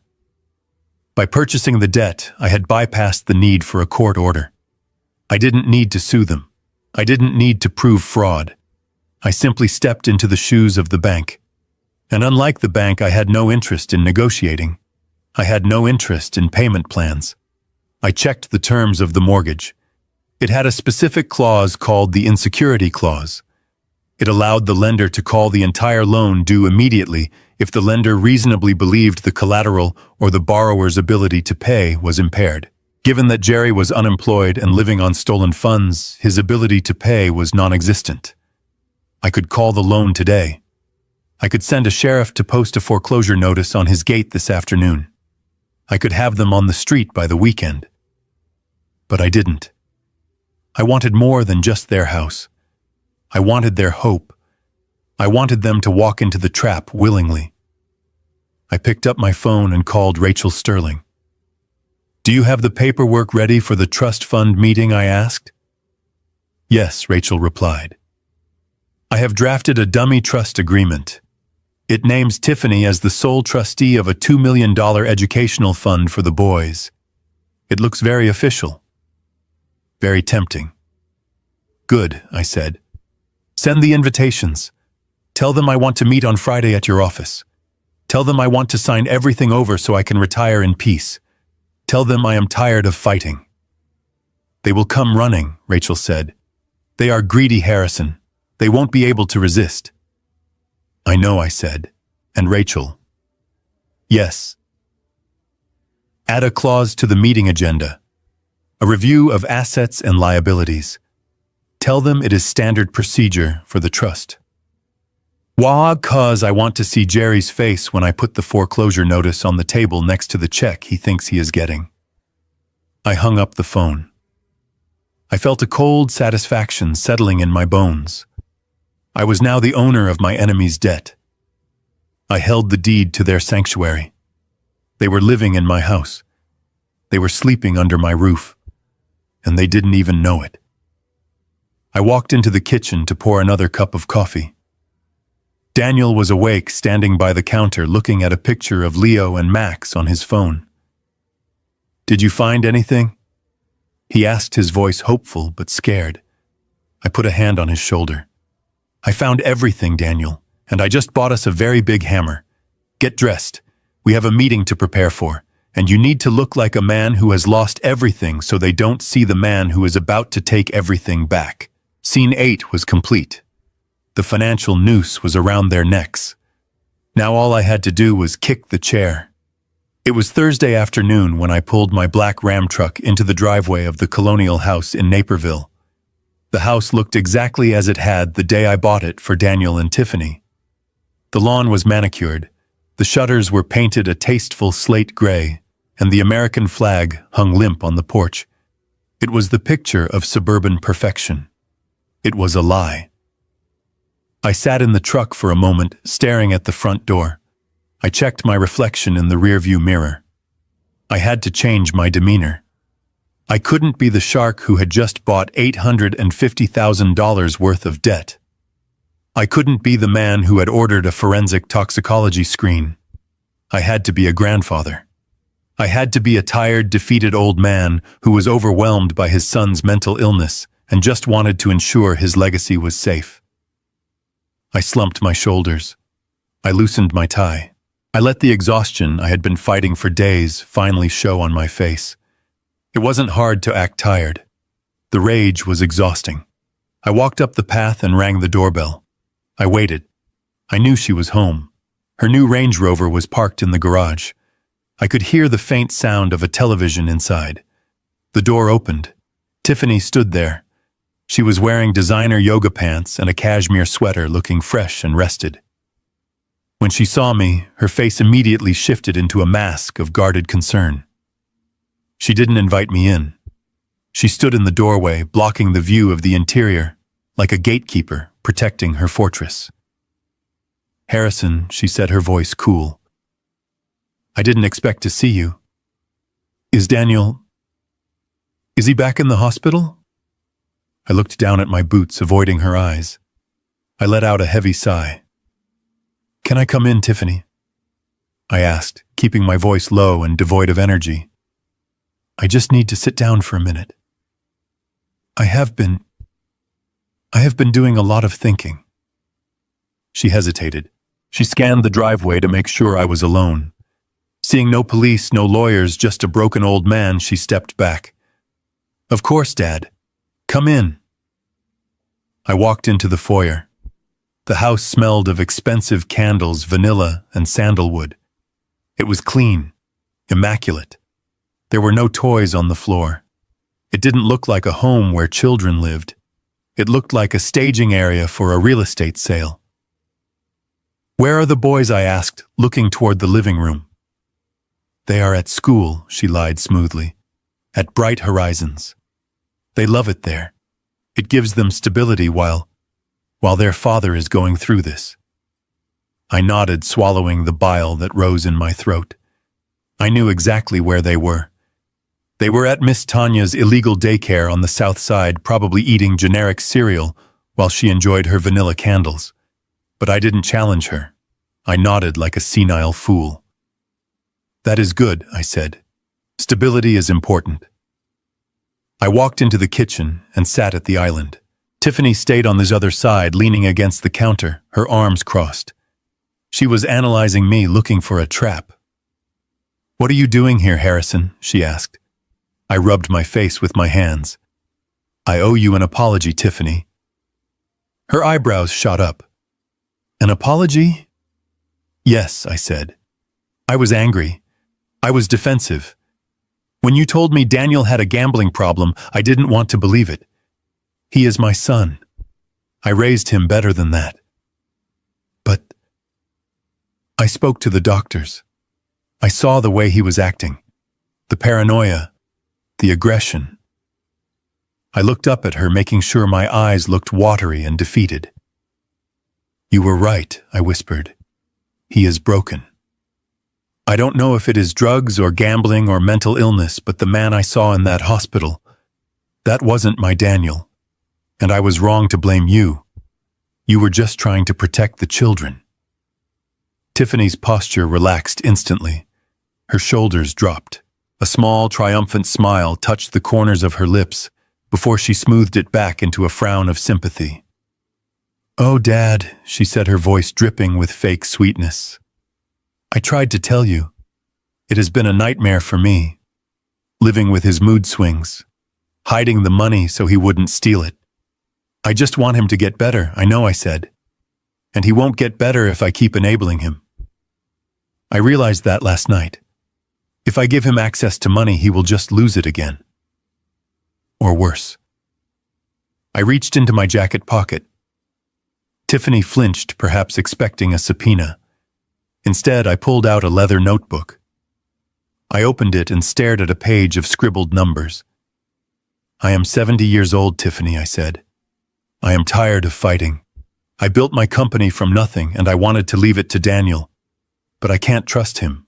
Not anymore. If I leave him my estate, he will gamble it away in a year, and my grandsons will be destitute." I paused, letting the silence stretch. I watched her eyes. They were locked on the notebook. "So I have made a decision," I continued. "I am going to bypass Daniel completely. I want to set up an irrevocable trust for Leo and Max. I want to secure their future so that no matter what happens to Daniel, they will go to the best colleges. They will have cars. They will have houses. They will have everything I worked for." Tiffany leaned forward. "A trust fund?" "Yes," I said. "I am prepared to seed it with $2 million immediately. Cash. $2 million. The number hung in the air between us. I saw the physical reaction in her body. Her pupils dilated. Her breathing hitched. It was the reaction of an addict seeing a fix. That is very generous of you, Harrison," she stammered. "The boys deserve it." "Yes, they do," I said. "But there is a problem. A trust needs a trustee, someone to manage the investments, someone to authorize the expenses. It can't be Daniel. He is legally incompetent right now, and I am too old. I might not be here in 10 years. I looked at her directly. "It has to be you, Tiffany. You are their mother.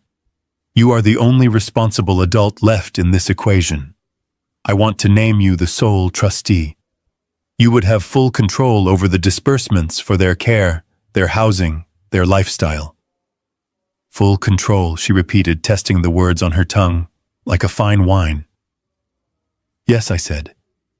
"I trust you to do what is right. I see that now. You drove a hard bargain with me before because you were trying to survive. I respect that. You are a fighter." Tiffany walked around the counter. She put her hand on my shoulder. It took every ounce of my willpower not to recoil from her touch. "Dad," she said softly, "I would be honored. I will protect that money with my life. I will make sure the boys have everything they need. And Daniel, We will get him help. Maybe one day he can be part of this too. I nodded slowly, standing up. I pretended to use the counter for support, acting frail. Thank you, Tiffany. That takes a weight off my mind. I have already instructed my lawyer, Rachel Sterling, to draw up the papers. Rachel Sterling. Tiffany said, a flicker of worry crossing her face. Isn't she the one who... She is the best, I interrupted. And for a trust this size, we need the best to make sure it is bulletproof. To make sure no one, not even Daniel, can challenge it later. That made sense to her. She nodded. I want to sign the papers on Friday, I said. I want this done before the weekend, so I can sleep at night. Can you come to her office at 2 p.m.? I will be there, she promised. Bring your parents, I added casually, as I walked toward the door. Jerry and Linda. I want them to be witnesses. And honestly, I want to apologize to them too. I was rude to them. They were just supporting their daughter. We should be a united family for the sake of the boys. That is a wonderful idea, Tiffany beamed. They will be so happy to hear that. They have been so worried about the financial situation. I bet they have, I thought. I will see you on Friday, Tiffany, I said. I walked out of the house and down the driveway to my truck. I didn't look back. I climbed into the cab and drove away slowly like a careful old man. But as soon as I turned the corner and was out of sight, I pressed the accelerator and the engine roared. I reached for the laptop bag on the passenger seat and pulled out my headphones. I put them on. The bug in the kitchen was live. I heard the sound of a phone dialing. Then Tiffany's voice, loud and jubilant.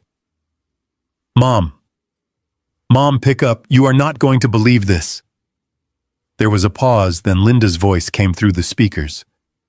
What is it? Did Daniel come back? No better.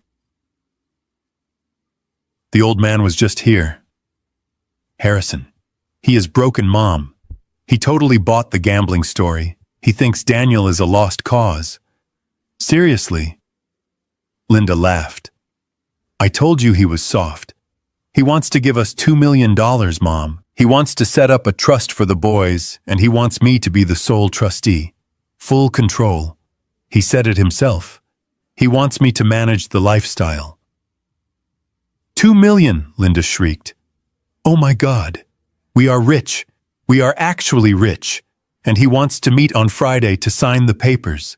He wants you and Dad to come. He wants to apologize to you. Can you believe it? The arrogant jerk wants to beg for our forgiveness. Tell him yes. Tell him we will be there with bells on. Oh, Tiff, you did it. You played him perfectly. I hung up the phone, Tiffany said. I have to call Dad. He needs to cancel his bankruptcy meeting. We don't need it anymore. We are getting a bailout. I took the headphones off. The silence in the truck was sweet. They took the bait. Hook, line, and sinker. They thought they were walking into a coronation.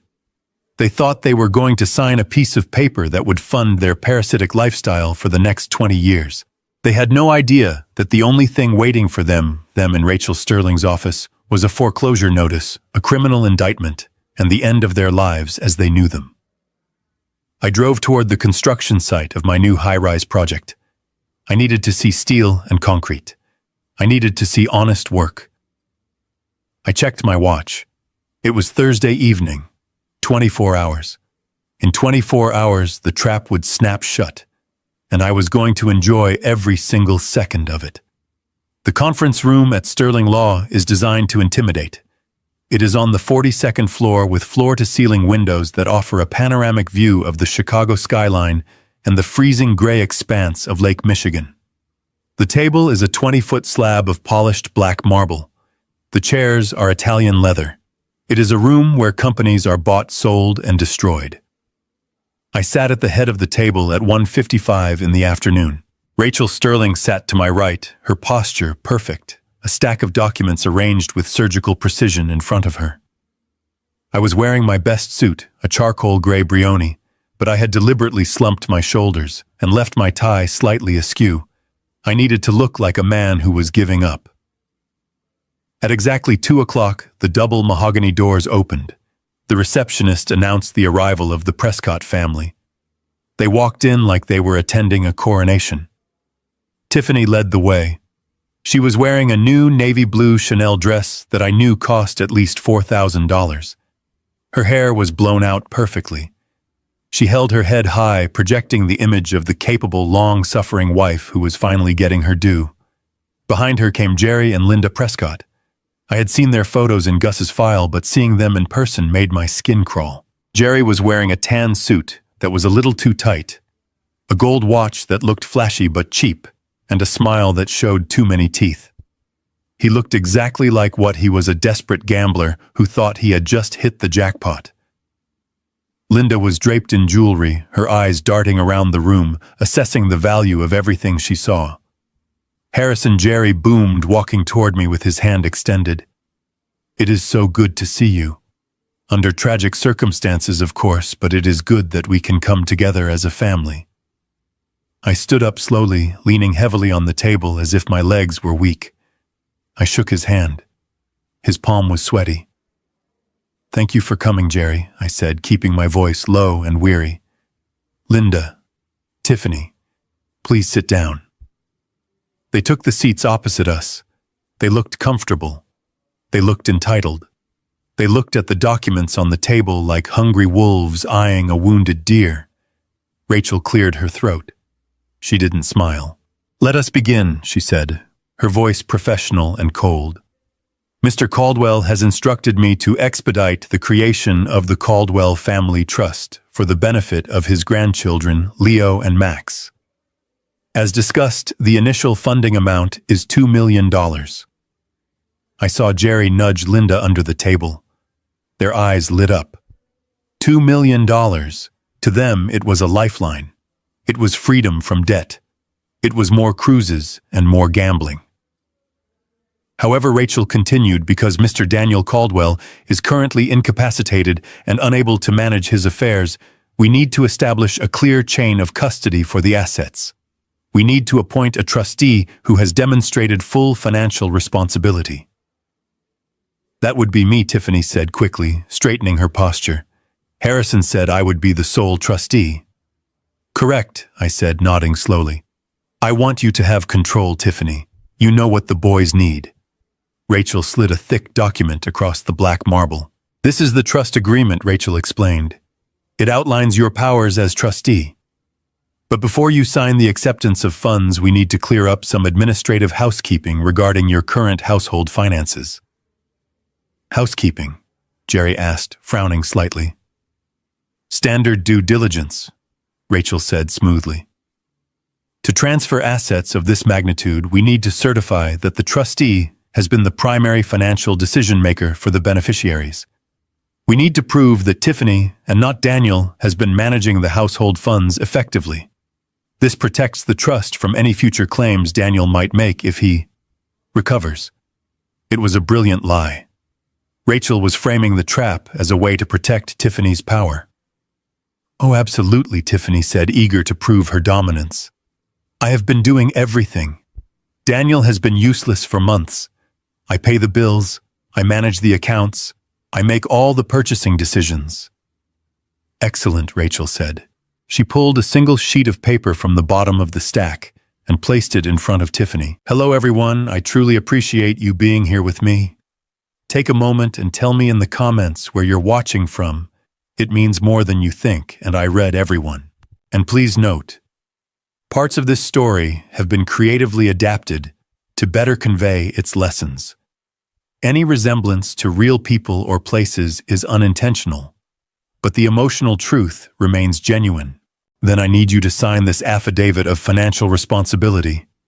It is a sworn statement confirming that for the past 6 months, you have had sole access to and control over the joint accounts, that you authorized all major transactions, and that you were fully aware of the allocation of all funds, including the investment capital, provided by Mr. Caldwell." Tiffany didn't even read it. She didn't pause to think about why she was admitting to controlling the investment capital that was supposed to be in a corporate account. She just heard the words "soul control" and grabbed the Mont Blanc pen Rachel offered. "Of course," Tiffany said, signing her name with a flourish. "I controlled everything. Daniel didn't even know the passwords." She pushed the paper back to Rachel. "Perfect," Rachel said, notarizing the signature with a stamp. "And in Mrs. Prescott, as witnesses to your daughter's competency and as beneficiaries of her care, we have a similar attestation for you, acknowledging that you received support from these funds and that you can verify Tiffany's sound judgment." Jerry laughed. "Support? She is a good daughter. She helps us out. We are a tight-knit family." He signed. Linda signed. They thought they were signing character references. They thought they were validating Tiffany's right to the $2 million. In reality, they had just signed a confession. Tiffany had admitted under oath that she controlled the money, meaning she couldn't blame the theft on Daniel. Jerry and Linda had admitted to receiving the stolen funds, destroying any plausible deniability that they thought it was a gift or a loan. They had just wrapped themselves in a legal straitjacket. Rachel collected the papers. She placed them neatly in a folder and closed it. The sound of the folder snapping shut echoed in the silent room. "Now about the check," Jerry said, rubbing his hands together. "Do we get that today?" "The bank closes at 5. I looked at Jerry. I looked at the greed etched into every line of his face. I looked at Tiffany, who was smiling at me like the cat who had eaten the canary. I sat up straighter. I adjusted my tie. I rolled my shoulders back, shedding the posture of the defeated old man. I took a deep breath, filling my lungs with the cold, clean air of the skyscraper. The mask dropped. I looked Jerry dead in the eye. The warmth was gone from my face. The confusion was gone. All that was left was the predator. "There is no check, Jerry," I said, my voice strong and steady. The smile froze on his face. "What? There is no trust fund?" I continued. "There is no $2 million, and there is no bailout." Tiffany looked confused. But you said..." "The papers." I pointed to the folder Rachel was holding. "Those papers, those aren't trust documents, Tiffany. Those are confessions. You just admitted under penalty of perjury that you controlled the $325,000 I gave Daniel. You admitted you spent it. You admitted you authorized every transaction. That means you can't say Daniel gambled it away. You just confessed to grand larceny and wire fraud." The color drained from Tiffany's face so fast she looked like a corpse. "What is going on?" Linda screeched. "Harrison, have you lost your mind?" "No, Linda," I said.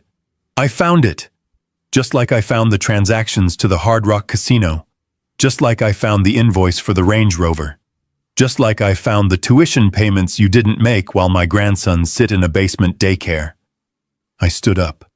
I walked to the window and pressed a button on the wall. The blinds retracted, flooding the room with harsh afternoon light. "You thought I was a senile old man you could manipulate?" I said, turning back to face them. "You thought you could drug my son, frame him for insanity, and steal my fortune. You thought you were playing a game." I picked up the file Rachel had prepared for the next phase. "You forgot one thing, Tiffany. I built this city. I deal with sharks and gangsters and corrupt politicians every day. Compared to them, you are just a greedy child." Jerry stood up, his face turning red. "I am leaving."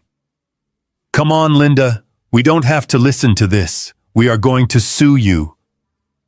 "Sit down, Jerry," I barked. The command was so loud, so authoritative, that he actually sat back down before he realized what he was doing. "You aren't going anywhere," I said, "because we haven't even started. That was just the appetizer. Now it is time for the dessert." I nodded to Rachel. She opened the conference room door, but it wasn't the police who walked in. Not yet. It was Daniel. He walked in wearing a suit, clean-shaven, clear-eyed, and looking stronger than I had ever seen him. He wasn't the broken man from the parking lot.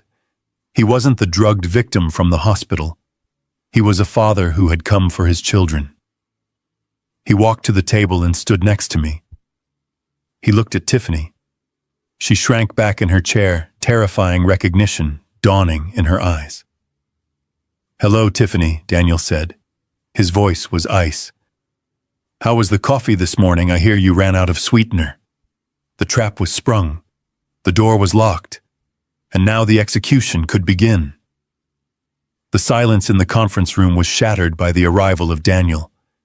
Tiffany looked at him as if he were a ghost. She had been so sure he was locked away, drooling in a hospital bed, that seeing him standing tall, wearing a suit, and looking at her with cold fury broke something in her brain. She tried to speak, but only a strangled noise came out. Jerry recovered first. He slammed his hand on the table, trying to muster some bluster. "This is entrapment. This is harassment. We signed those papers under duress. We are leaving." "Not yet, Jerry," I said, picking up a remote control.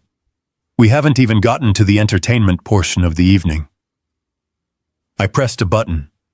The large 85-inch screen on the wall flickered to life. The audio was crisp and clear, booming through the surround sound speakers. It was the recording from the Range Rover. "He will come crawling back, begging for forgiveness." Linda's voice echoed through the room. "And when he does, you be the sweet, forgiving wife. You make him a nice dinner. You make him his favorite coffee. And you put a little extra of the special sweetener in it." I watched Linda. Her jaw dropped. Her hand flew to her mouth. She looked at the screen, then at me, then at the hidden microphones she now realized must have been everywhere. "But wait," I said. "There is more." The screen changed. Now it showed a spreadsheet, a forensic accounting of every dime stolen from Daniel, the wire transfer to Prescott Ventures, the payoff to the Hard Rock Casino, the down payment on the Range Rover, the cruise tickets. It was all there, laid out in undeniable black and white. And finally, the pièce de résistance. I clicked the remote one last time. The screen displayed the toxicology report from Dr. Aris, the red spikes showing the benzodiazepines, the high levels of xylazine, the horse tranquilizer. The room was so quiet you could hear the air conditioning hum. "This," I said, pointing to the screen, "is proof of attempted murder, poisoning, systematically destroying a human being's mind for profit." Tiffany started to shake. It wasn't a tremble. It was a violent full-body shudder. She looked at her parents, desperate for them to fix it, but they were frozen in their own horror. "You can't prove I did it," she whispered, her voice thin and reedy. "Anyone could have put that in his coffee." "He did it to himself. He is an addict." "Nice try, Tiffany," Daniel said, stepping forward. "But we checked the canister of hazelnut creamer in the kitchen. The one you insisted only I use. The lab found enough xylazine in it to knock out a thoroughbred. And your fingerprints are all over the hidden stash we found taped under the sink in the master bathroom." Her eyes widened. She had forgotten about the stash. Jerry stood up again, his face purple. "We are leaving, right now. You can talk to our lawyer. We are done here." "Actually, Jerry," I said, my voice dropping to a conversational tone that was far more terrifying than a shout. "You have a bigger problem than lawyers. You have a housing problem." "Housing problem," he spat. "What are you talking about? My house is fine. I paid the arrears." "You paid the arrears with stolen money," I corrected him. "Which means the payment is fraudulent and can be clawed back. But that doesn't matter anymore. Because you don't owe the bank. You owe me." I slid a single piece of paper across the table toward him. It was the assignment of mortgage. "I bought your debt yesterday, Jerry. Sunshine State Trust was very happy to get you off their books. I now own the note on your villa in Boca Raton. And as the new lien holder, I have reviewed your file. You are in default on the principal. You are unemployed. Your income is based on theft." I leaned forward, locking eyes with him. "I have activated the insecurity clause in the mortgage contract. I have called the entire loan due immediately. $850,000. Can you write me a check right now? Jerry stared at the paper. His hands shook. No. No, you can't do that. There are laws. There are eviction protections. Not for commercial investment loans, which is how you structured it to get a tax break, remember I said. And since you can't pay, I have already moved to the next step. I checked my watch. Right about now, the Palm Beach County Sheriff is arriving at your house. My team is there with a writ of possession. They are changing the locks, Jerry. They are cataloging your furniture to sell at auction to recover my costs. Your golf club's gone. Your boat seized. You are homeless. Linda let out a wail that sounded like a dying animal. My house, my things. My furs are in that closet. Not your furs, Linda, I said coldly. My collateral. Tiffany looked from her parents to me, realizing the walls were closing in from every side. She stood up, knocking her chair over. I am taking the boys, she screamed. You can have the money, you can have the house, but I am taking my children. You will never see them again. She turned to run for the door. But before she could reach the handle, the heavy mahogany doors swung open from the outside. It wasn't room service. It wasn't a secretary. Two uniformed officers from the Chicago Police Department stepped into the room, followed by a detective in a cheap suit who looked very, very tired of people like Tiffany. Tiffany Prescott, the detective said, holding up a warrant. You are under arrest for aggravated battery with a toxic substance wire fraud and child endangerment. No, she shrieked, backing away. You can't. I'm a mother. The officers moved in. They didn't treat her like a lady in a Chanel dress. They treated her like a suspect. They grabbed her arms. They spun her around. The click of the handcuffs was the sweetest sound I had heard in years. Dad, help me do something. Tiffany yelled at Jerry. But Jerry was slumped in his chair, staring at the foreclosure document, realizing his life of leisure was over.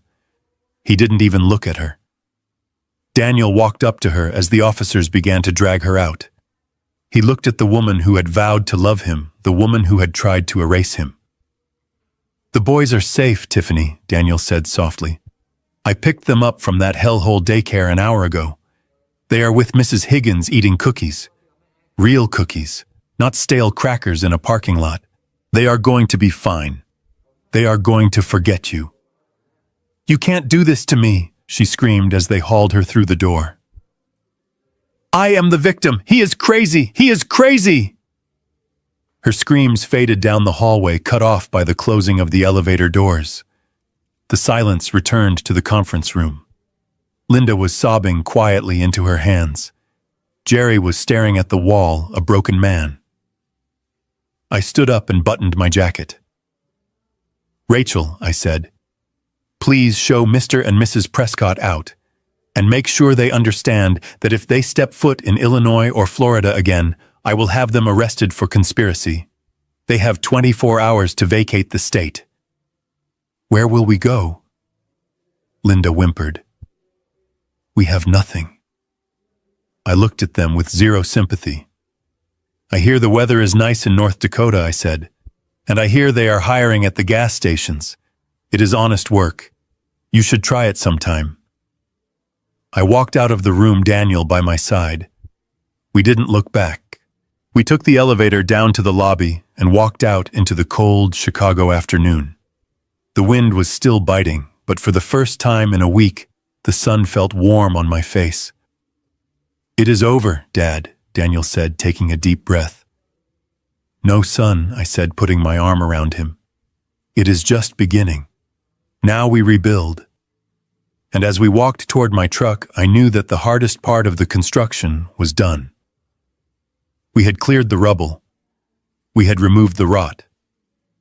Now we could lay a new foundation, a foundation built on truth, on strength, and on the unshakable bond of a father and son who had walked through fire and come out the other side not as victims, but as kings. 6 months is a lifetime in the construction business. In 6 months, you can dig a foundation deep enough to anchor a skyscraper, pour the concrete that will hold up the sky, and see the steel skeleton of a new legacy rise against the Chicago horizon. It is enough time to tear down a rotting structure and build something unbreakable in its place. I stood on the edge of my newest site in the West Loop, the wind whipping off Lake Michigan. But this time the cold didn't bite. It felt fresh. It felt like the future. The noise of the city was drowned out by the symphony of industry that has been the soundtrack of my life. Jackhammers' diesel engines, the shouting of foremen, the rhythmic clang of steel on steel. To some people, it is just noise. To me, it is the sound of progress. It is the sound of winning. I adjusted my hard hat and looked across the chaotic yard. I wasn't looking at the building. I was looking at the man standing in the center of the activity. Daniel was wearing a white hard hat and a neon safety vest over his dress shirt. He was holding a tablet in one hand and pointing to a set of blueprints with the other, directing a crew of rough-necked ironworkers who had been in the trade for 30 years. These were men who could smell weakness from a mile away. 6 months ago, they would have eaten him alive. They would have smelled his fear. Today they were nodding. They were listening. Because the man talking to them wasn't the trembling victim I had pulled out of a frozen car at O'Hare. He wasn't the drugged husband stumbling through his own home. He was a Caldwell. He stood tall, his shoulders back, his voice projecting over the roar of the machinery. He had found his spine again. It had been forged in the fire of betrayal and tempered by the fight for his children. I looked toward the site trailer, a heated mobile-off office parked near the gate. Through the window I could see Leo and Max. They were sitting at a drafting table playing with a set of miniature die-cast cranes I had bought them. They were laughing. They were warm. They were safe. They didn't ask about their mother anymore. Children are resilient, but they are also intuitive. They knew who protected them and who treated them like luggage. They knew who abandoned them in a basement daycare and who brought them home. Tiffany was currently residing in the protective custody wing of the Cook County Jail. Her request for bail had been denied 3 times. The judge, a woman with zero tolerance for child endangerment, had looked at the toxicology reports, proving she poisoned Daniel, and declared her a flight risk and a danger to the community. She was facing 15 years for attempted murder and fraud. She had aged 10 years in 6 months. The Botox had worn off, the hair dye had faded, and the arrogance had been replaced by the hollow look of someone who knows they have lost everything. She was no longer the queen of the suburbs. She was inmate number 4829. As for Jerry and Linda, justice had been less formal, but equally brutal. With their house foreclosed and their assets frozen by the civil suits Rachel Sterling had filed on my behalf, they had been forced to leave Florida. The last I heard, they were living in a Section 8 housing complex outside of Gary, Indiana. Jerry was working part-time at a hardware store, and Linda was cleaning houses. It was a steep fall from the country club, but gravity is unforgiving when you build your life on theft. Daniel finished with the foreman and walked toward me. His stride was confident. He didn't look like a software engineer who had lost a startup. He looked like a partner. "Dad," he said, wiping dust from his screen. "I finished the beta test on the site management software." I looked at him. When he first came to work for me after the legal dust settled, he wanted to just be a laborer. He wanted to work with his hands to forget his mind. But I told him no. I told him to use his gift. I told him to build something that would make this company better. And I asked. He turned the tablet toward me. The screen displayed a complex 3D model of the supply chain and labor allocation. "It works," he said, a genuine smile breaking across his face. "By optimizing the delivery schedules and automating the vendor payments, we cut overhead by 15% in the first quarter. That is almost $2 million in savings on this project alone." 15%, I repeated, impressed. "That is not bad for a startup. It is better than TechFlow." Daniel said, his smile fading slightly into a look of serious gratitude. It is real. It is mine. He looked over at the trailer where his sons were playing. I got the final custody decree yesterday, he said quietly. Full legal and physical custody. Tiffany gets no visitation until her criminal trial is concluded, and even then it will be supervised. I nodded. It is done then. It is done, he agreed. He looked at me, and for a moment, I saw the little boy I used to take to baseball games. But behind that, I saw the man who had walked through hell and come out carrying his children. Thank you, Dad, he said. Not for the money, not for the job, but for waking me up, for making me fight. I reached out and put a hand on his shoulder. It felt solid, strong. You did the fighting, Daniel. I just gave you the ammunition. I looked him in the eye. But remember the lesson, son. It is the most expensive lesson you will ever learn, so don't waste it. What is that? He asked. Never let anyone else define your worth, I said. Not a wife, not a partner, not even your father. You define who you are by what you build, by who you protect, and by what you refuse to tolerate. You are a Caldwell, and Caldwells do not break. He nodded, swallowing hard. I won't forget. Go be with your boys, I said. I am heading out. You are leaving early? He asked, surprised. I have a date, I said, checking my watch. Mrs. Ellison invited me to the opera. She says I need to experience a little culture after all this war. Daniel laughed. It was a good sound. Go. Have fun. We got this. I walked away from the noise and the dust, heading toward my truck. I climbed in and started the engine. As I pulled out of the construction site, I looked back one last time. I saw my son standing amidst the steel and concrete, the master of his domain.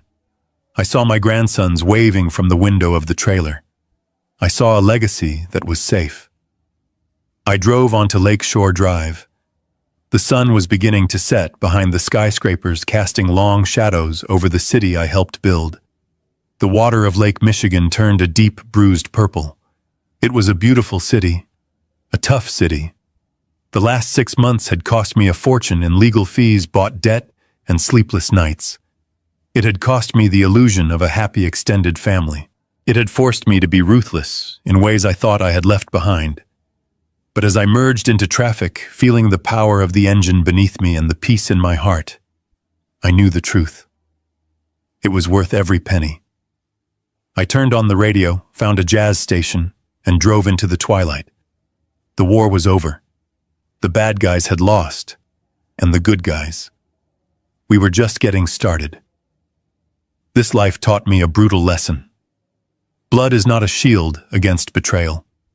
Sometimes the most dangerous enemy sleeps right next to your children. I used to think money could protect my family, but I was wrong. Only vigilance, courage, and unshakable self-respect are true shields. Never let anyone define your worth, whether it is a spouse or a partner. Love with a warm heart, but always keep a cold head. Sometimes being ruthless in the moment is the highest form of mercy required to save the lives of the people you truly love. When I look back on everything that happened, I don't tell this family story to glorify power money or even dad revenge. I tell it because I almost failed the people I loved most. I thought providing financially was enough. I thought writing checks meant I was protecting my family.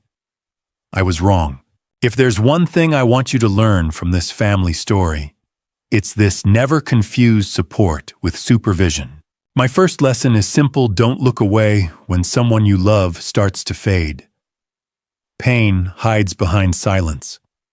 My son didn't need more money. He needed someone to notice. I trusted too easily, and that trust gave evil room to grow.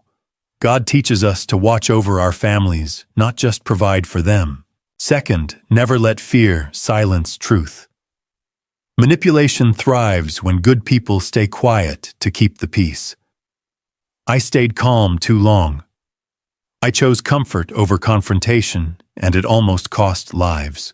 Sometimes standing up feels cruel, but allowing abuse is far worse. This is not just a family story. It's a warning. Third, protect dignity before reputation. Lies spread faster than truth, especially when wrapped in paperwork and authority. My son was labeled broken when he was actually betrayed.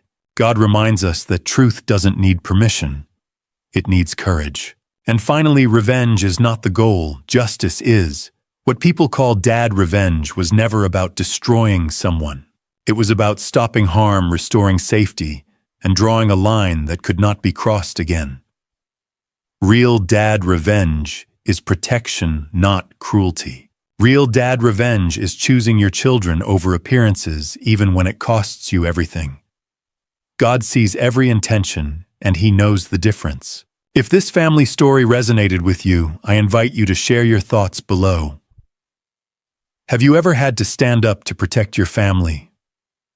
Let me know in the comments. If this message meant something to you, please like, share, and subscribe. Your support helps these stories reach the people who need them most. Thank you sincerely for staying with me until the end. And a final note, the next story includes some fictional elements created for educational purposes. If this isn't the right content for you, feel free to step away and choose something more suitable.